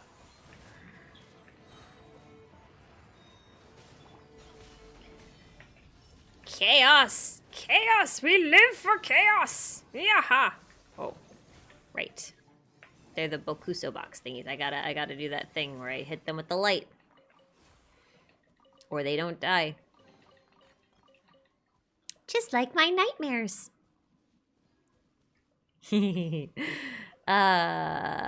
There's one more chest, and then this whole thing is complete, I think. Hey, Chimglek. Chimglek? That's how I'm gonna say it. It might not be right, but that's how I'm gonna say it. Thank you for the super chat. Will we learn more about the Abyss sibling soon? I don't know, man. I'm inclined to say no. The thing is, while I think it's time to meet Dainsleif, I don't think it's time to meet our twin again. I don't. And part of the reason I say that is because I feel like we only met the twin the first time so that we could stop making the plot revolve around us finding our twin. Because we already know our twin is here and they're alive and we have a general idea of where they are and what they're doing.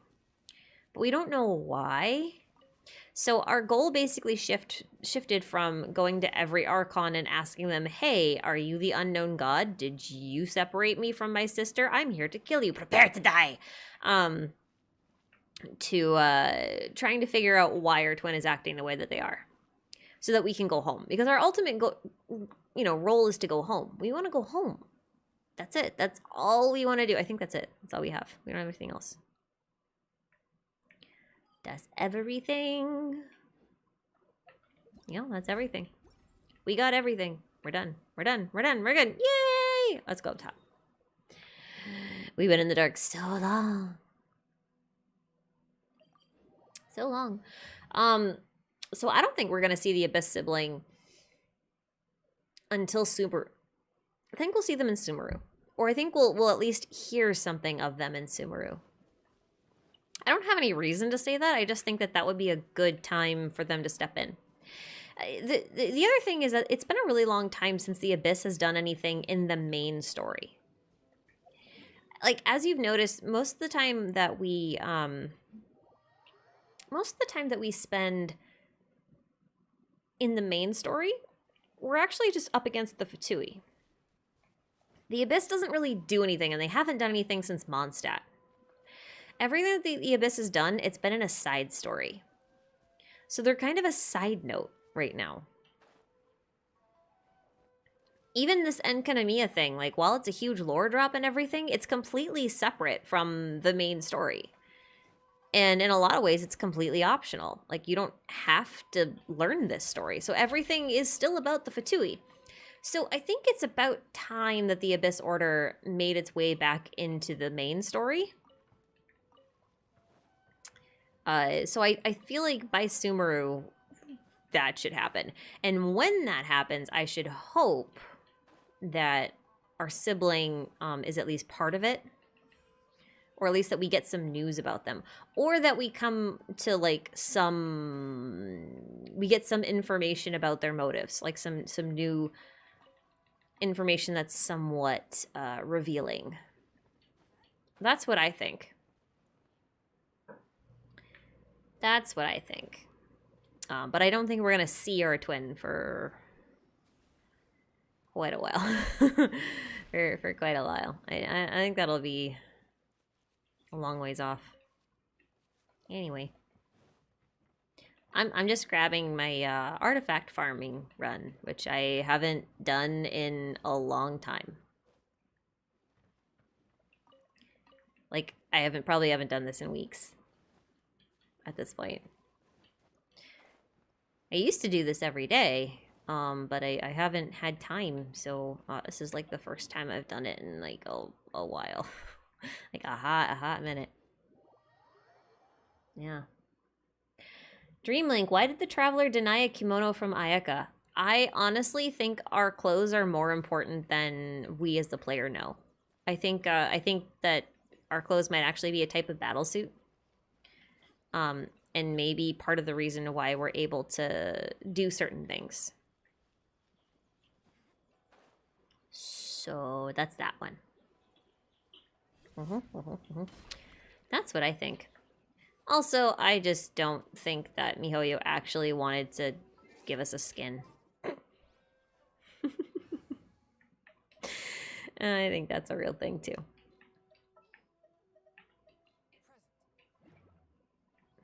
I want rocks. Gimme rocks, gimme rocks, gimme all the rocks. Bam, bam, bam, bam, bam, bam, bam. I'm gonna hit the stone with some metal.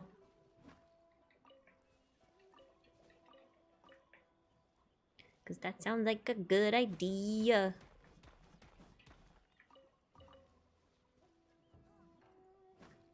Dum, dum, dum. I just like to watch him spin, okay? Don't, you know. I know I can just whack it. I don't wanna. It's more fun this way. I don't want that one. That one can stay there. Don't want it. Don't eat it. Gimme. Doody doody doody doody doody doody doo. Mr. Data! Sorry for asking again, but did you play the Forgotten Diary event in Honkai? I noticed Kiana gave Siegfried a Cecilia bouquet for her mother. I wonder if it's connected to Venti. Okay, so I would have to say yes and no and no and yes. The thing about the Cecilias in Honkai is that while they do matter, I don't think they matter in the way that we think that they matter. Like, for example, I don't think that necessarily it relates to Venti so much as Venti relates to somebody who relates to the Cecilia. Because Venti is basically Wendy, right? And in Honkai, Wendy has like a really, really, really small role.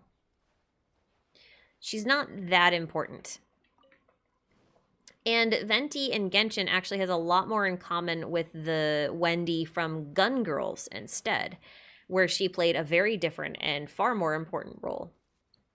And what I'm thinking right now is that the Shades and the Moon Sisters are probably going to be some mixture of Kiana, Colin, and Cecilia or Teresa. One of the two. I'm kind of leaning more towards Cecilia. And I think that Venti's connection to them is more relevant than his connection to the Cecilias. Because I think the Cecilias are just mostly to represent the gods that he serves and not necessarily him. But that's just kind of what I'm thinking. So, yep. Yep.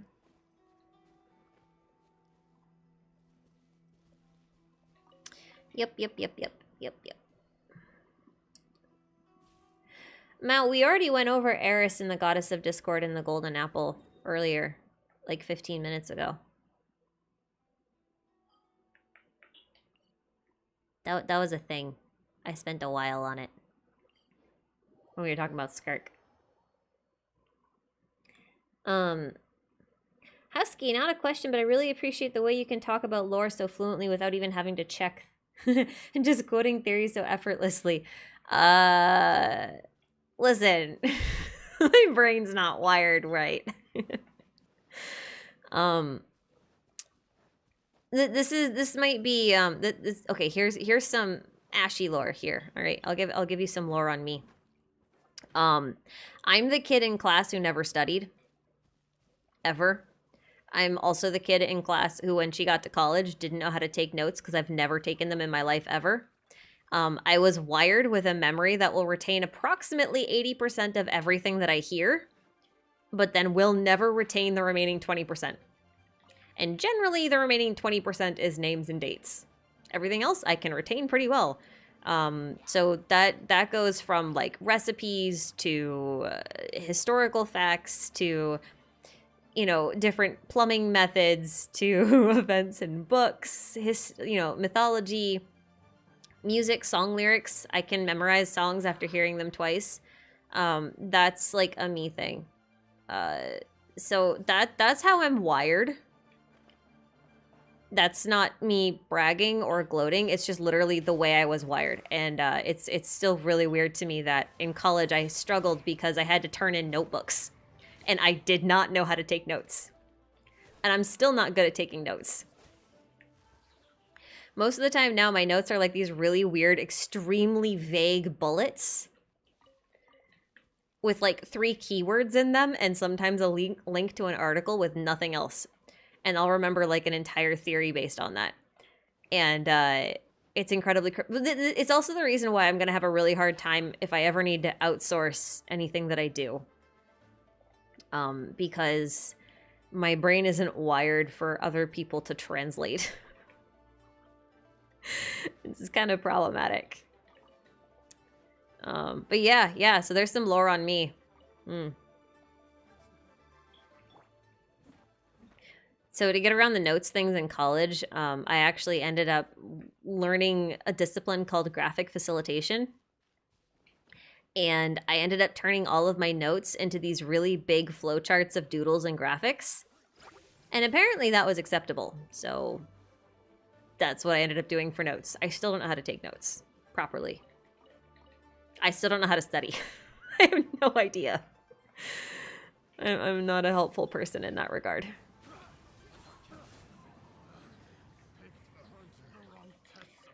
Yeah. It's one of those completely unrelatable things. Yep. Do you think every sacred tree is connected? Yes. That's it. All right, here's some real world factoids here. I really love mushrooms, okay? Mushrooms are like one of the most fascinating things to me. Like they're one of the most fascinating organisms, just period. One interesting thing about mushrooms is that they are actually just the fruiting body of the overall fungus, which forms this massive symbiotic network underground. It's called a mycelium network. And a mycelium network is really interesting because it's kind of like the internet of the earth in a lot of ways. If you've ever dug a hole in fairly fertile soil, like really black dirt, and you see all this white stuff all the way through it that kind of looks like mold, that's actually a mycelium network. What's cool about it is that the fungus that use that network have evolved in such a way that they don't make sugars, complex sugars, even though the fungus actually function by, metabolizing sugars. And they get away with this because they connect their network to the roots of trees and plants and basically anything that wants it. And in exchange for using the network, those plants will create complex sugars. This forms a really cool symbiotic relationship where the mushrooms don't have to waste energy creating these sugars. And what the plants get out of it is that they're able to share resources between each other. So if you've ever been in a situation where, one tree is in a really wet place and one tree is in a really dry place, like all the way across your yard. And yet they both seem to do really well. It's possible that they're very well connected through a mycelium network, and they're able to share resources through that network. The network can also share things like danger signals. It can share information about like toxic things that are in the soil. Also infestations of different types of pests. It can share that kind of information. This is a really, really valuable thing. And the reason why I just went through that whole thing right there is because the mycelium network in general is very similar, and the way it's described, you know, magic bits notwithstanding, to the ley line network. So I've always kind of thought of the ley line network as like a really advanced mycelium network. And the ley line trees themselves are probably connected through that. And that's why they can communicate with each other, because they're really just like, I don't want to call them the fruiting body, but they're kind of like, you know, the one above ground visible part. And most of it's just all underground. Ow. What a jerk. You, sir, have revoked your right to breathe. Anyway, fun fact for the day. How much of the nature of this world do you think we know yet? With the Enka books, I feel like we know like at least 50%. I think we know about like 13.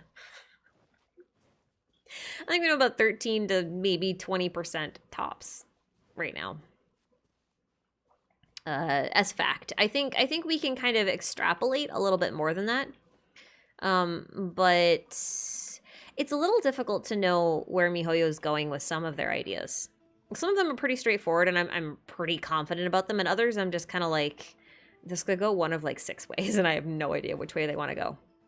And a lot of it's because they're kind of like building their stories concurrently with each other. Like Honkai is still in development. Gun Girls is technically still ongoing. And, you know, so there's a lot of ways that they could like evolve each of them at the same time. Like it's kind of weird to me still that they released that whole thing with Otto at the same time that they did that thing with A. I won't say exactly what it is, because like now it's like Honkai spoiler territory, but I just think it's really interesting that they thematically had 2 very similar events going on thematically at the exact same time in 2 very different games. I find that overly coincidental. Don't hit me. Come back here.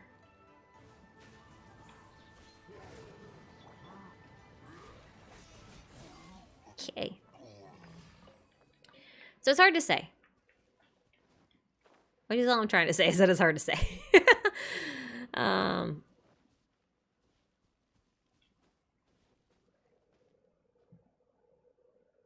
Mao, we've already talked about Eris being the goddess of discord. We talked about it twice earlier.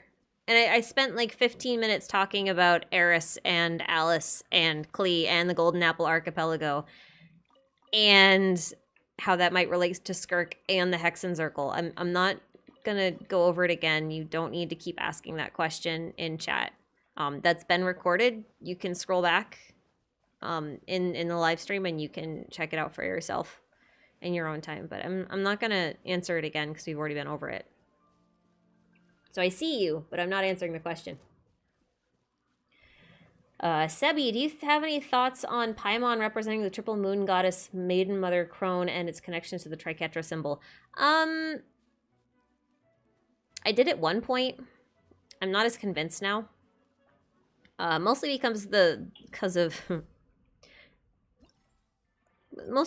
this symbol here, the event details symbol. You see that one? Mostly because of that. Those are 3 snakes. I think they're going to do something a little different with it. I mean, MiHoYo is definitely playing off the Mother, Maiden, Crone, Triple Goddess aspect, but also the fates, past, present, future, and also it seems like the Morai, and the Horai as well. Horai, I don't know how you say it. My Greek is so bad. So it looks like they're trying to, like, kind of do almost all of them at the same time. So I'm not really sure where Paimon fits into all of that, except that Paimon does have both a spear and a crown, and she floats, and she looks like she has a single wing. So I'm kind of the opinion that she might be the next reincarnation of Phaenix. More than anything else right now. Mostly because she seems kind of keen on the idea of there being a rule of 4 and not just a rule of 3. Which seems significant because there's technically 4 points on her Triquetra. There is the 1, 2, and the 3 of the actual Whirly, and then she's got, you know, the 1 in the middle. Just a circle there. And it's because of that I think that she might actually have more of a connection to Phaenix than the Moon Sisters themselves. But I don't know. If you're wondering where she got the spear from, why I say she has a spear, it's from a couple of the beta arts. When MiHoYo was thanking people for joining the beta, one of the original closed beta tests for Genshin, Paimon is depicted with a spear, like, specifically, which we've never seen before in game currently, and I don't think it's been removed. I don't think that that's a thing, but we'll find out. We'll find out. Mr. Data, do you think there will ever be a higher ranking characters in the Archons? I feel that the Herschers aren't equivalent to Archons. I think Archons are more like the Azure Empyrean. I think there are characters that will be above the Archons. I mean, I think that obviously the Sustainer is. I want to point out a couple of things, though. Not all Herschers are really created equal. You know? While Venti is obviously Wendy, who is the Herrscher of Wind, and I think, personally, that Zhongli looks like Welt Yang, and seems to be quite a lot like Welt Yang, in ways that we don't need to go into right now. I think that he would be the first Herrscher. The Herrscher of Reason, yeah. And then, obviously, May would be the... Is Thunder the third one? I can never remember if it's the third. Because 4th is Wind, yeah? 4th Wind, 2nd Void. And the second one is obviously Kiana, or Siren, I guess. And she is the Sustainer of Heavenly Principles, so that's the second one, which you could also translate to be the second who came. I mean, like, there's a lot of ways to look at it. I just don't think all of the Herschers are created equal, I guess is what I'm getting into. I think that some of them may exert more dominance than others in this case. And I'm wondering if, like, maybe the first 4 Herschers in some ways are, like, taking over the rest of them. But I can't really articulate that thought that well.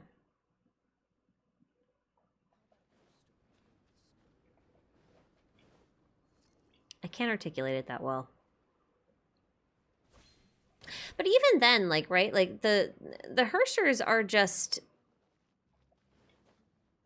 incarnations of the Honkai, yeah? And the will of the Honkai exists above them in ways. And the only reason why we don't know what's beyond the will of the Honkai is because we've never actually beaten the final Herrscher, the Herrscher of the End, which is the 14th one. For all we know, the will of the Honkai could have something above them. We don't know that. And that's kind of what I mean about, like, you know, MiHoYo, or HoYoverse, is developing these stories concurrently. And so it's a little difficult to say where they're going with them because none of these stories are done. You know, it's not quite like Zelda theories where you can be like, oh yeah, like this is obviously a reference to Twilight Princess. And it's in Breath of the Wild, and it makes sense because blah, blah, blah. You can't do that with Genshin or Honkai or anything because none of the stories are done. So it's weird. Anyway. Mars, thank you for the super chat. I really appreciate it. You always manage to be insightful and engaging. I am glad to be entertaining. I am here to serve. If you guys find me entertaining, I am doing a good job, and that's all I can do. I don't have to convince you of anything. I just, you know, have to keep you guys entertained. One day I feel like we should play Genshin lore, 2 truths and a lie. Where I'm going to tell you 2 true things about Genshin lore and then 1 thing that's a lie. And you guys have to vote to find out which ones are a truth and a lie. I want to do that one day. I'm not quite sure how to go about it yet, but I think that would be fun.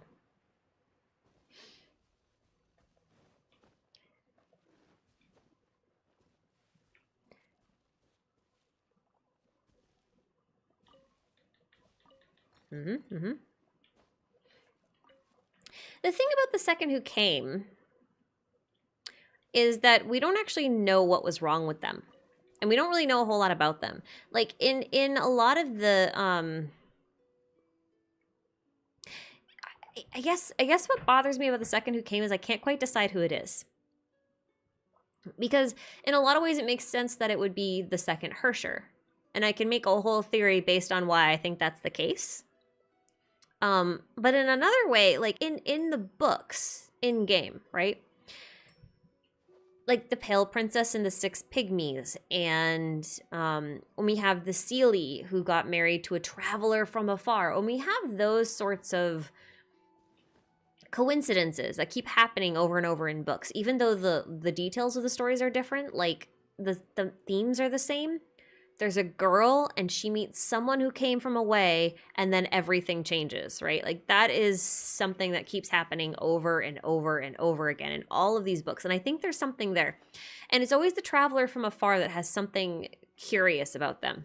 So like in Vera's Melancholy, for example, the person from afar is Ike, the traveling wizard, right? This time-traveling crazy wizard dude. And he's not malicious, right? In the Prince of Light, in Pale Princess and the 6 Pygmies, well, I won't tell you anything about actually what happens in the story, because that's all leak territory, because Mihoyo won't leave them out of lore jail. What I can tell you is he's not malicious either, right? And the Seelie that married a traveler from afar in the Lunar Palace, the traveler from afar didn't seem in any of the stories to be malicious either, right? Like, there was a disaster that happened and he or she, the traveler, whoever it was, fled with the Seelie only to be separated from them and then cursed to not remember them ever again. So we've got this story about the second who came. And the second who came is made out to sound like they are some kind of calamity-bringing thing. But I can't bring myself to believe that they were intentionally bringing a calamity, like they had bad intentions, or that they tried to wipe everything out, or any... Like, I can't believe any of that. Because there's no other instance where that second person who came from away actually did anything bad. Or was portrayed with having bad intentions. So I'm of mixed opinion there. Mixed opinion.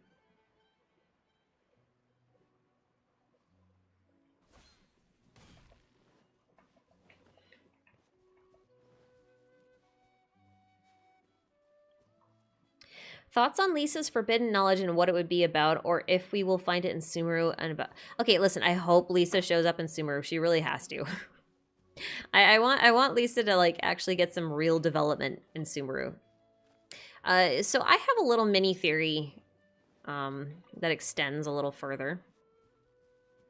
And I have been looking at like the witch characters in Genshin, and a lot of them have connections to roses. And specifically, I'm looking at Senora and Lisa when I say that. And Lisa, I was trying to figure out who her Honkai equivalent would be. And for a long time, I kind of thought it was Rita, because Lisa, Rita, kind of similar-ish names. And honestly, like, Rita in some ways has some similarities to Lisa. And I was like, yeah, I guess that kind of makes sense. She's could sort of be that way. If Jean is Durandal, then that would kind of work, right? And then I got to thinking about it more, and I'm like, you know what? Lisa's actually Schrodinger.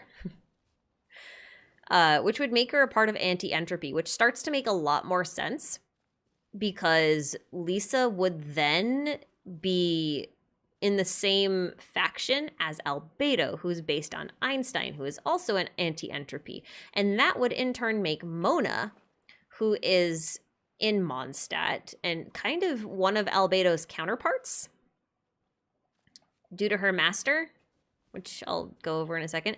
That would make Mona Tesla, which I think is kind of funny. And it makes sense when you start to think about it. But like if Rhine-daughter, who is Albedo's master, I missed that one. If Rhine-daughter is related to Alice, right? And Alice is a member of the Hexenzirkel. It's possible that Rhine-daughter and Alice are both part of the Hexenzirkel. But Alice is also related to Mona's master. And they had a rivalry going on and all that stuff. And so it's very possible that Alice and Mona's master are both also in the Hexenzirkel, which would make Mona and Albedo connected through proxy, because both of their masters are from the same organization. So when I start to think about it that way, some interesting things start popping up, like Senora ends up being Cocolia, which is kind of part of the reason why I'm so dead set on Branya being the Saritsa. I'm just so convinced of that at this point, that if it ends up not being true, I'm gonna be like flabbergasted.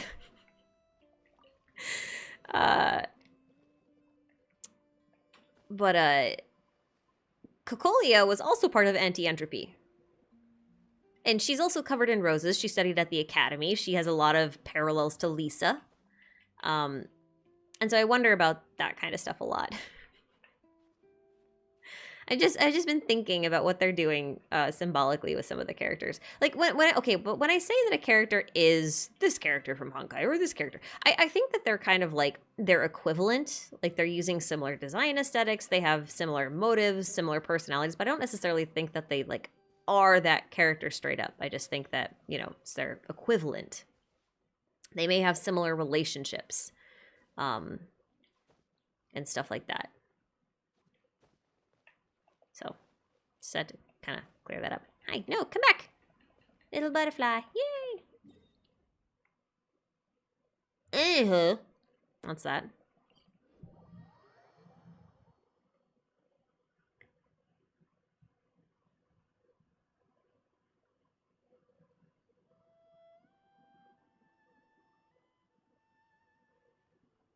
Postmodern here. When will the sustainer of heavenly principles be wishable?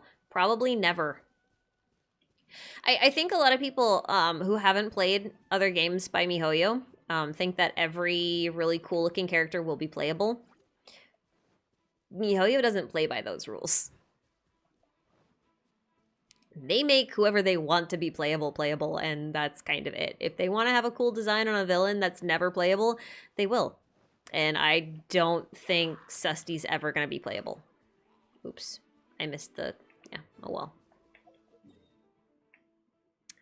I missed that one. I just don't think she'll be playable. I really don't.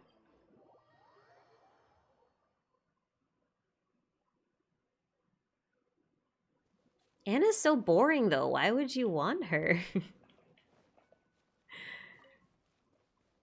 That's really just my opinion. I didn't really like her story that much.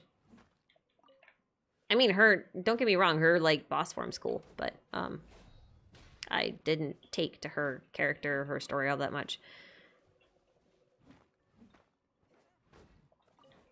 Do you think we'll see elements like quantum and imaginary introduced in Genshin? I think we already have. I just don't think that they're elements in the traditional sense. I think that elements in this case are just kind of like derivatives of quantum and imaginary.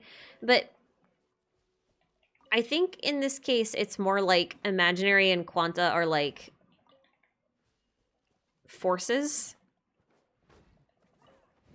less so than elements. And we're not going to be able to play with them, but it's possible that other characters could use them to great effect. Oh, okay. I guess that's fine. Like, Dane's Leaf might be using quanta energy, for example. For, like, when he does his little elemental, I'm gonna grab this dude by the throat power kind of thing.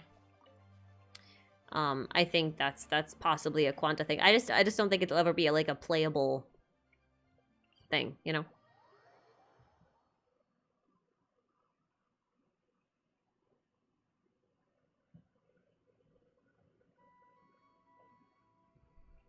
You know what's funny about Honkai is like sometimes you'll get people in global chat that are just like talking about boobs and battle suits and min-maxing and everything, and then sometimes you'll get people debating like literal quantum physics. And it's just fantastic. I've seen some screenshots of people debating like real quantum physics and stuff in Honkai, and I just think that's so funny.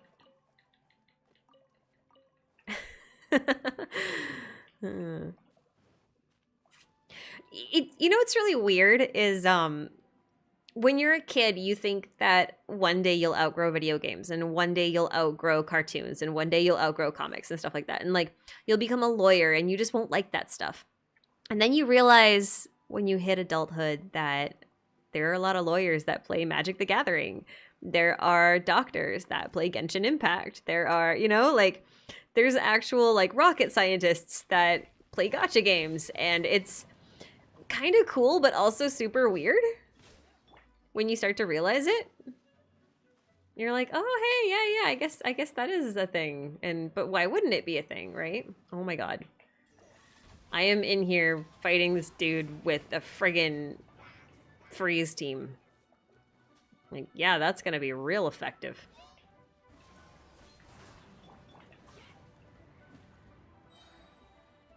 Can you just stop, please?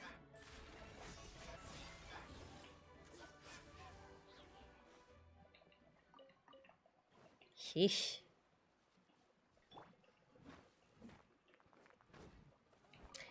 Anywho, I'm probably gonna wrap up stream here in a little bit. This is like our 10-minute warning. Sebi, do you think the abyssal light and elemental powers could be likened to infrared, visible, and ultraviolet? I think that's more likely than you think. If Phaenus was considered to have a body made entirely of light, it's possible that his body was split into pieces. Just like the elements on the Elemental Mastery name card. Because that name card talks a lot about that kind of thing. Elements are like colors. People stop counting them when they get lazy or something like that. I think that's deliberate. The BSF man. Do you think that as the reincarnated dragon of water, does Kokomi possess any memories from her previous lives of being bishops, and will she reveal them to us in the future? I don't think she does. I doubt it. I think she'll have a little bit of a crisis of... a little identity crisis when she finds out, honestly. The thing about Kokomi, it's interesting that I've seen a lot of people say that Kokomi is...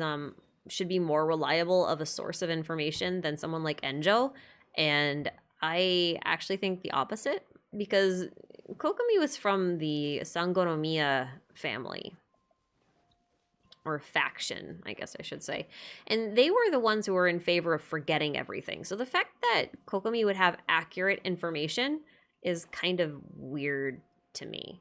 So I don't know that she knows a lot of stuff. I really don't. I feel like it would be weird for her to know things, don't you?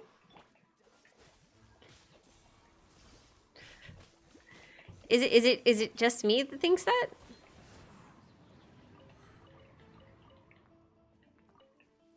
Maybe?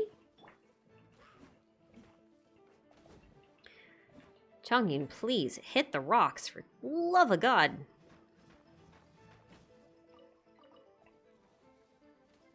I should just swap to Xiao and use my Zhongli team.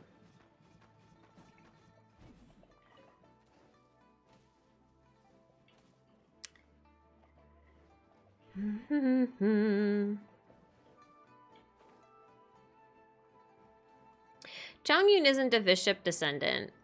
I want to be clear about something. The bishops don't have slitted pupils. Okay? Orobashi's servants have slitted pupils. So snake people have slitted pupils, not the bishop people. That means someone like Chongyun is more like a vassal of Orobashi, like Sumi was, than, you know, anything else. Where's that? Okay, let's see. I have a couple of runs. I don't know why I just swapped to John. I was gonna stop.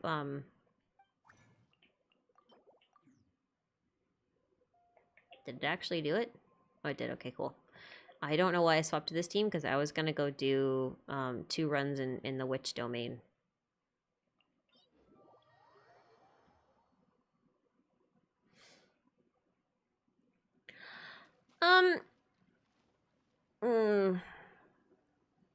Animus, I'm sorry if you've already talked about it, but could Baizu maybe be a vassal as well? I think it's possible, but I also think it's unlikely. Like, I know that he has, you know, I know that he has the pupils and the whole snake thing going on. I just think it's far more likely that Baizu is a snake adepti than a vassal of Orobashi or a descendant of a vassal of Orobashi. But that's also my opinion. I don't have a whole lot to base that on. It's just, you know, is what it is, I guess. It's definitely possible. I just don't think it's likely. Cause like Baizu is based off of some very specific Chinese myths, right? So I think it'd be weird for them to actually make him Japanese in origin. Just, yeah, I don't know how else to articulate it other than that.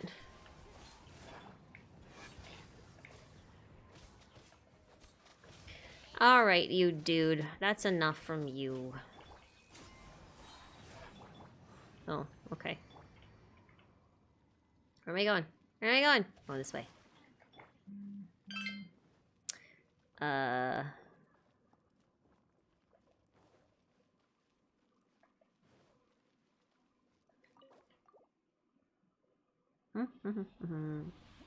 Yeah, I know Zhongli doesn't know him, but that doesn't, like, I don't necessarily think that all of the Adepti necessarily have to be someone that Zhongli knows.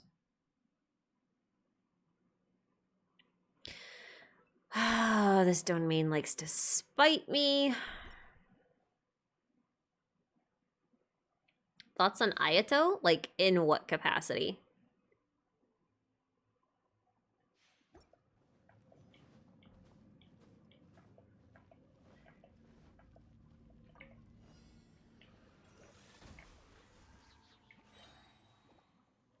Wait, is it supposed to be Zhongli? Like a J? That's weird.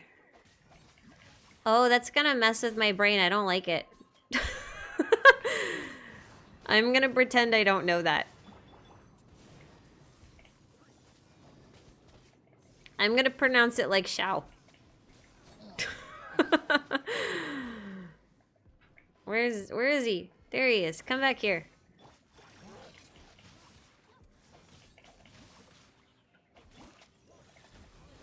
Man, Chongyun, keep getting hit, man. What's up with that? Stop getting hit. Stop getting hit. Stop getting hit, man. Stop getting hit.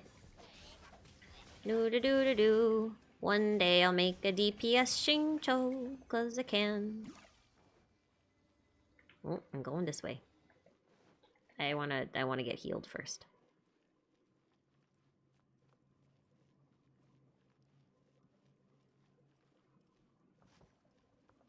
Guys, yeah, stop. Don't paste the same question over and over. Like, if I get to your question, I get to your question. But I'm kind of moderating this on my own. I won't be able to get to everything. I just won't. Really? Another flower? Oh my god.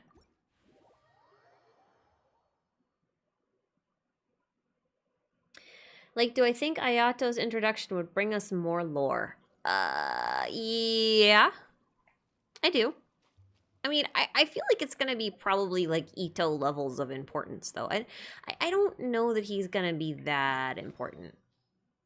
I can't imagine that he'll end up being that important, but I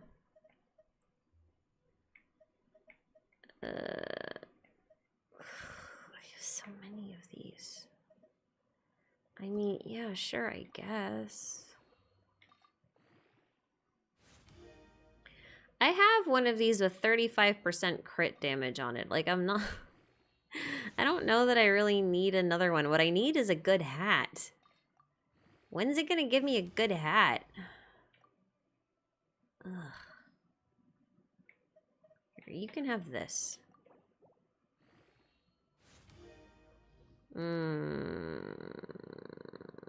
I'll take it to 16. I mean, it's still not great, but sometimes you need more rate than damage, you know?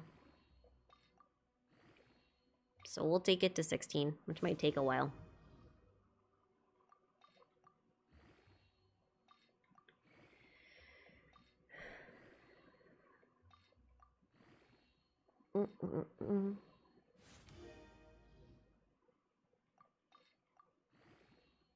Ayato isn't a member of Ito's gang. He just sometimes hangs out with Ito.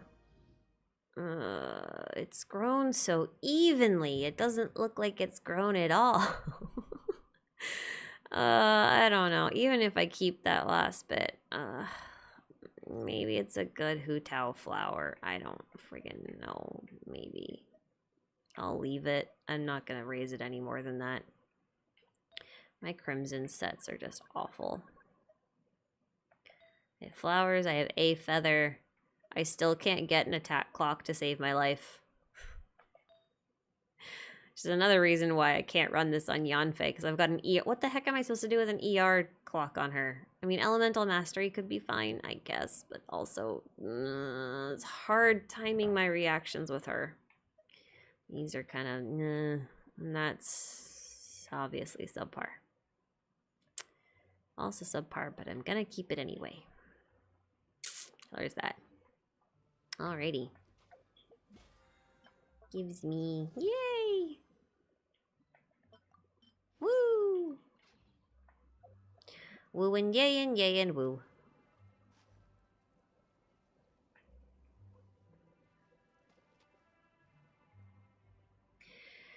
Alright,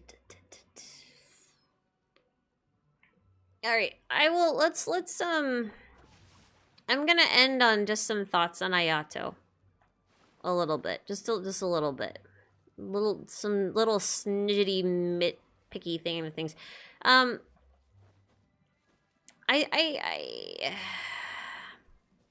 Ayaka had some importance to the plot because she was kind of like secretly rebelling against the Shogun, which is kind of weird when you think about it because like her brother should be the one who's doing that kind of thing.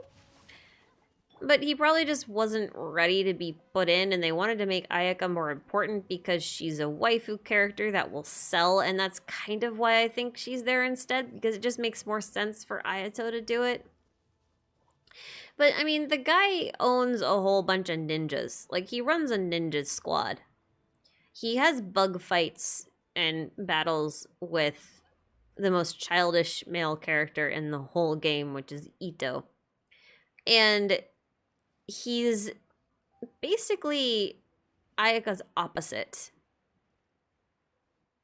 So I think, if anything, the lore we get from him, I feel like is going to be far more related to the Shumatsuban than anything else. Like I don't think it'll be I can't picture a scenario where it's about anything else.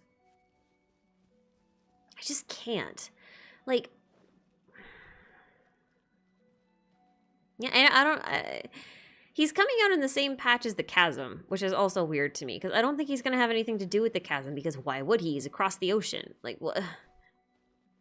Right? Like why release him there? I don't know. He's confusing to me from a lore perspective because he should have been around during the Archon quest. Like he should have been around before this. What's he been doing? Like where has he been? And I don't know. Like we got Sayu to do the dirty work and we didn't even go through Ayato to do it. We went through the Shrine Maidens. Like what? What's up with that?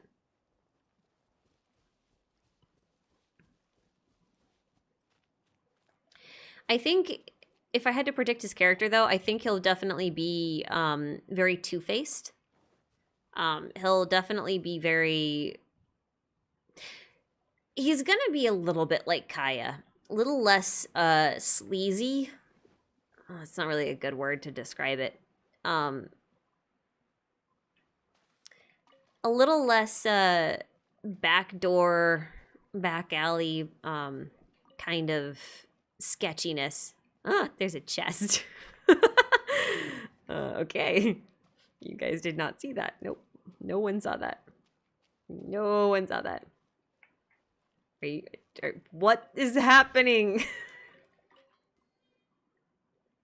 I have this at 100%. What the hell is going on? I think he'll have much more of a princely aura, and then he's gonna be like an absolute menace. Like the guy who will literally stab you and then invite you to tea afterwards while you're bleeding out and not call the ambulance. Like that's kind of the vibe I get from him. Ayaka is very princess-like. I mean that in a positive way. Like she's very prim and proper and she's trying to do everything right. I feel like Ayato just likes to look like he's doing things right on the surface, but then just kind of has a devil-may-care attitude, does whatever he wants. That kind of feels like what he's going to do. And I wonder if his story quest is going to be something really sketchy. And we're just going to, like, roll with it. Because why wouldn't we? But Paimon's going to complain the whole time.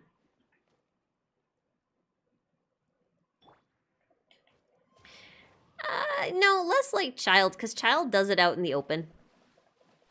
He kind of just does whatever he wants, whenever he wants, and doesn't care who knows it. I think Ayato is, like, secret Child. Maybe?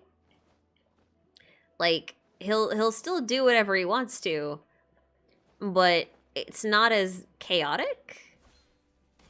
And no one's gonna know what's happening until it's already happened. Whereas Child, he'll just, like, come up and punch you in the face. I feel like Ayato would, like,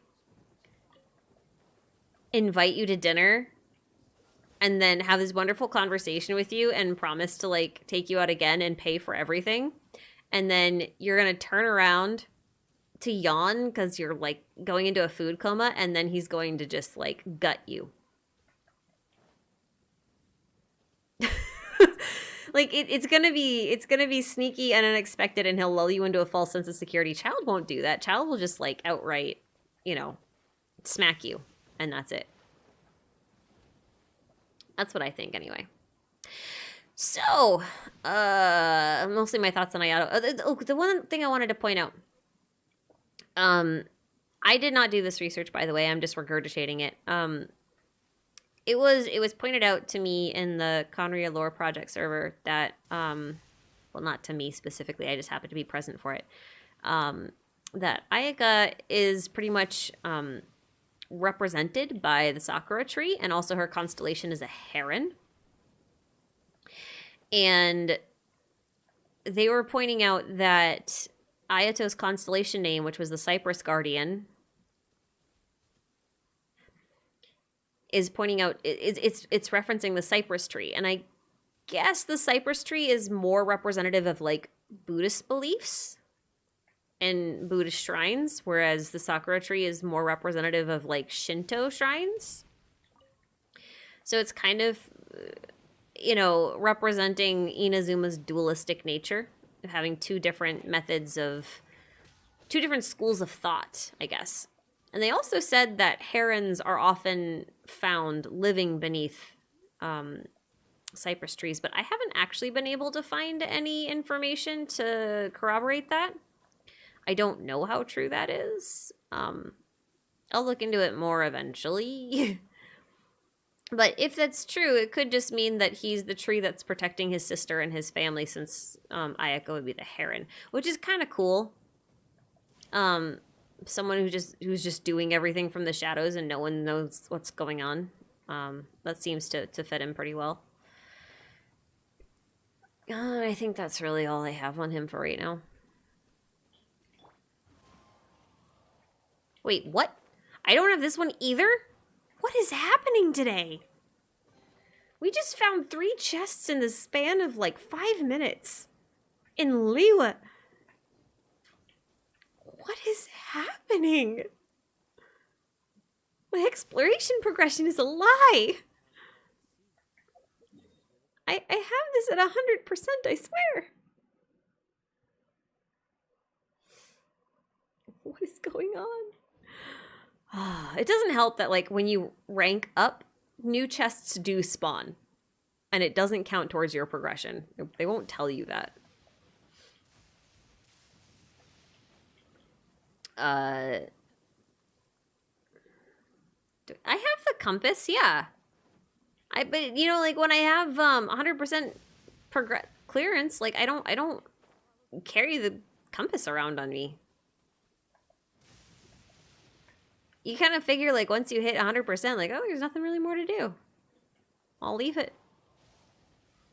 And every now and again, I find a batch of chests that I just haven't got that don't count towards your completion. So whatever. That's cool. That's cool. Chests don't respawn. New chests do spawn when you rank up.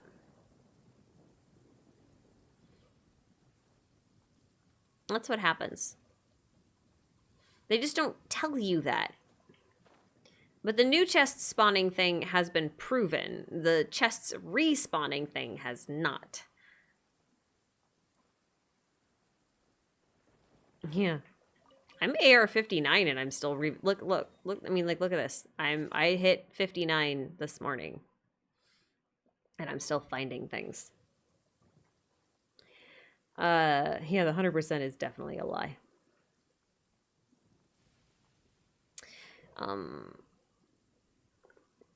So yeah, we'll see. We'll see. I'll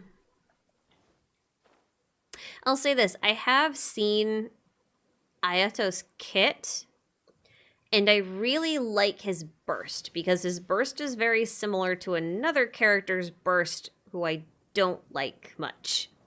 And I've always really wanted their burst, but never been able to have it because I don't like them much and I don't want to spend primos on them. So, hopefully Ayato will be really cool and pretty appealing. And if he is, then yes, I will pull for him because I really do like his burst. And then if his burst is just really, really, really cool to the point where it doesn't really matter what he's like, then I'll probably pull for him too. Because that's kind of what happened with Kazuha. I saw Kazuha's kit, and the one thing I really needed was like a good pyro application at the time. And I was between him and Yoimiya. And Yoimiya's pyro application was just really, really terrible. So I ended up skipping her for Kazuha instead. And it was a very good decision because I've grown to really love him. So that'll probably be an Ayato situation, most likely. I can also use another Hydro character that's not Mona. I was honestly, I was planning on pulling for either him or Kokomi. And it just looks like he's probably gonna be the one I get instead of Kokomi. Oh, that was a good drop. Goodness.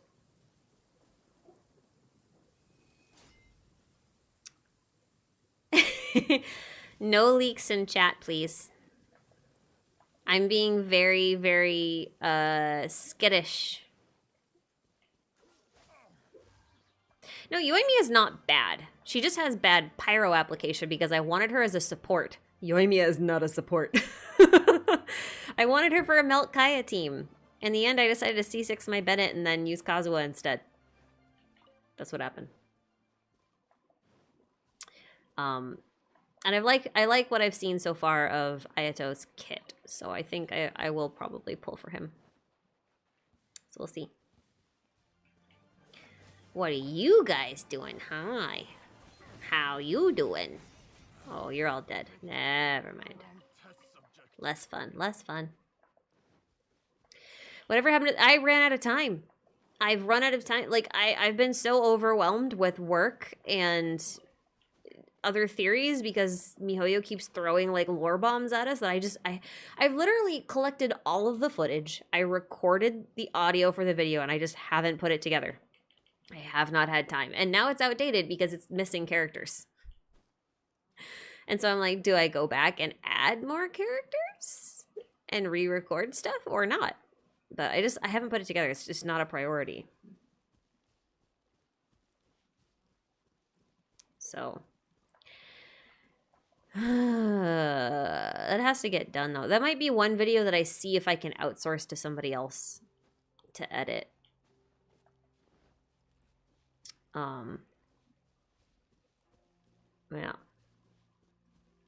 We'll see. We'll see. We'll see. We'll see. All right. I'm probably going to wrap it up here right now, though, because I have done everything that I set out to do today. I spent all my resin. I did the event, which is great, because I don't think I'm going to have time until the end of March again to spend, like, a considerable amount. This is the first time I've spent more than about 15 minutes in the game, not including collecting footage for the Archon quest, like not including doing A story quests. Like, if you exclude those, this is the first time I've had a chance to actually sit down and play Genshin for more than like 15-20 minutes in like a month. So it's probably going to be another couple of weeks before I have this kind of chance again. So I wanted to get that quest out of the way just in case. Just in case. Ludi Harpastum is not a lie. Ludi Harpastum is based on Oktoberfest, which is in the fall. So we should look for it in the fall.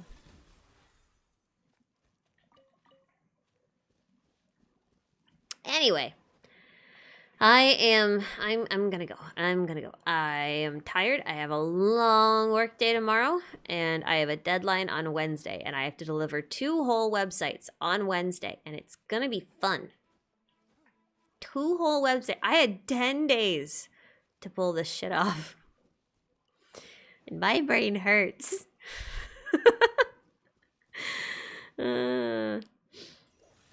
I do have to figure out a better way to do question and answer sessions, because I know I miss a lot of questions, and it can be really disappointing for people, but sometimes it's just the way it goes.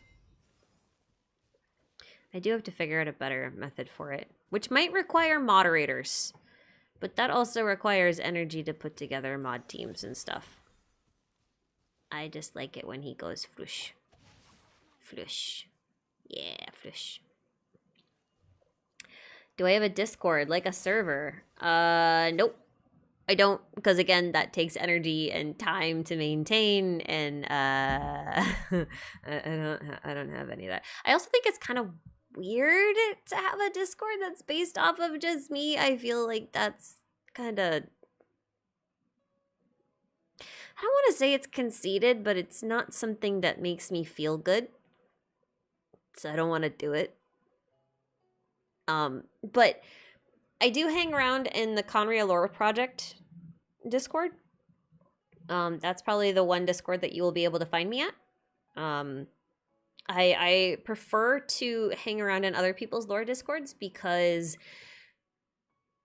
then people who are there are more there for lore and to learn about theories and to have discussions about those sorts of things. And that I can have energy for. Otherwise, I think it's better to just keep that kind of stuff to chat here. When I can give you guys my undivided attention for a while, and in the comment section on YouTube, because otherwise it feels weird to go into a Discord for one person, and then not be able to get them. You know what I mean? And maybe that's not quite how it works, but that's how it feels like it works. So I don't want to do it. Anyway, I'm off. I'm going. But I will leave a link to the Conria Lore Project in the pinned comment. I'll pin a comment. So if you're interested in lore and you want a Discord community to talk to, that's the one I recommend. That's the one I hang out in. So definitely check it out if you can. But I do not have my own personal Discord server, so and I don't have any plans to make one. So there's that. So yep. Okay, I'm actually going now. Thank you all so much for turning up. This stream will stay on the channel. I do have a playlist with all the live streams on it that I've ever done on this channel, and they all live there indefinitely, but I do unlist them all,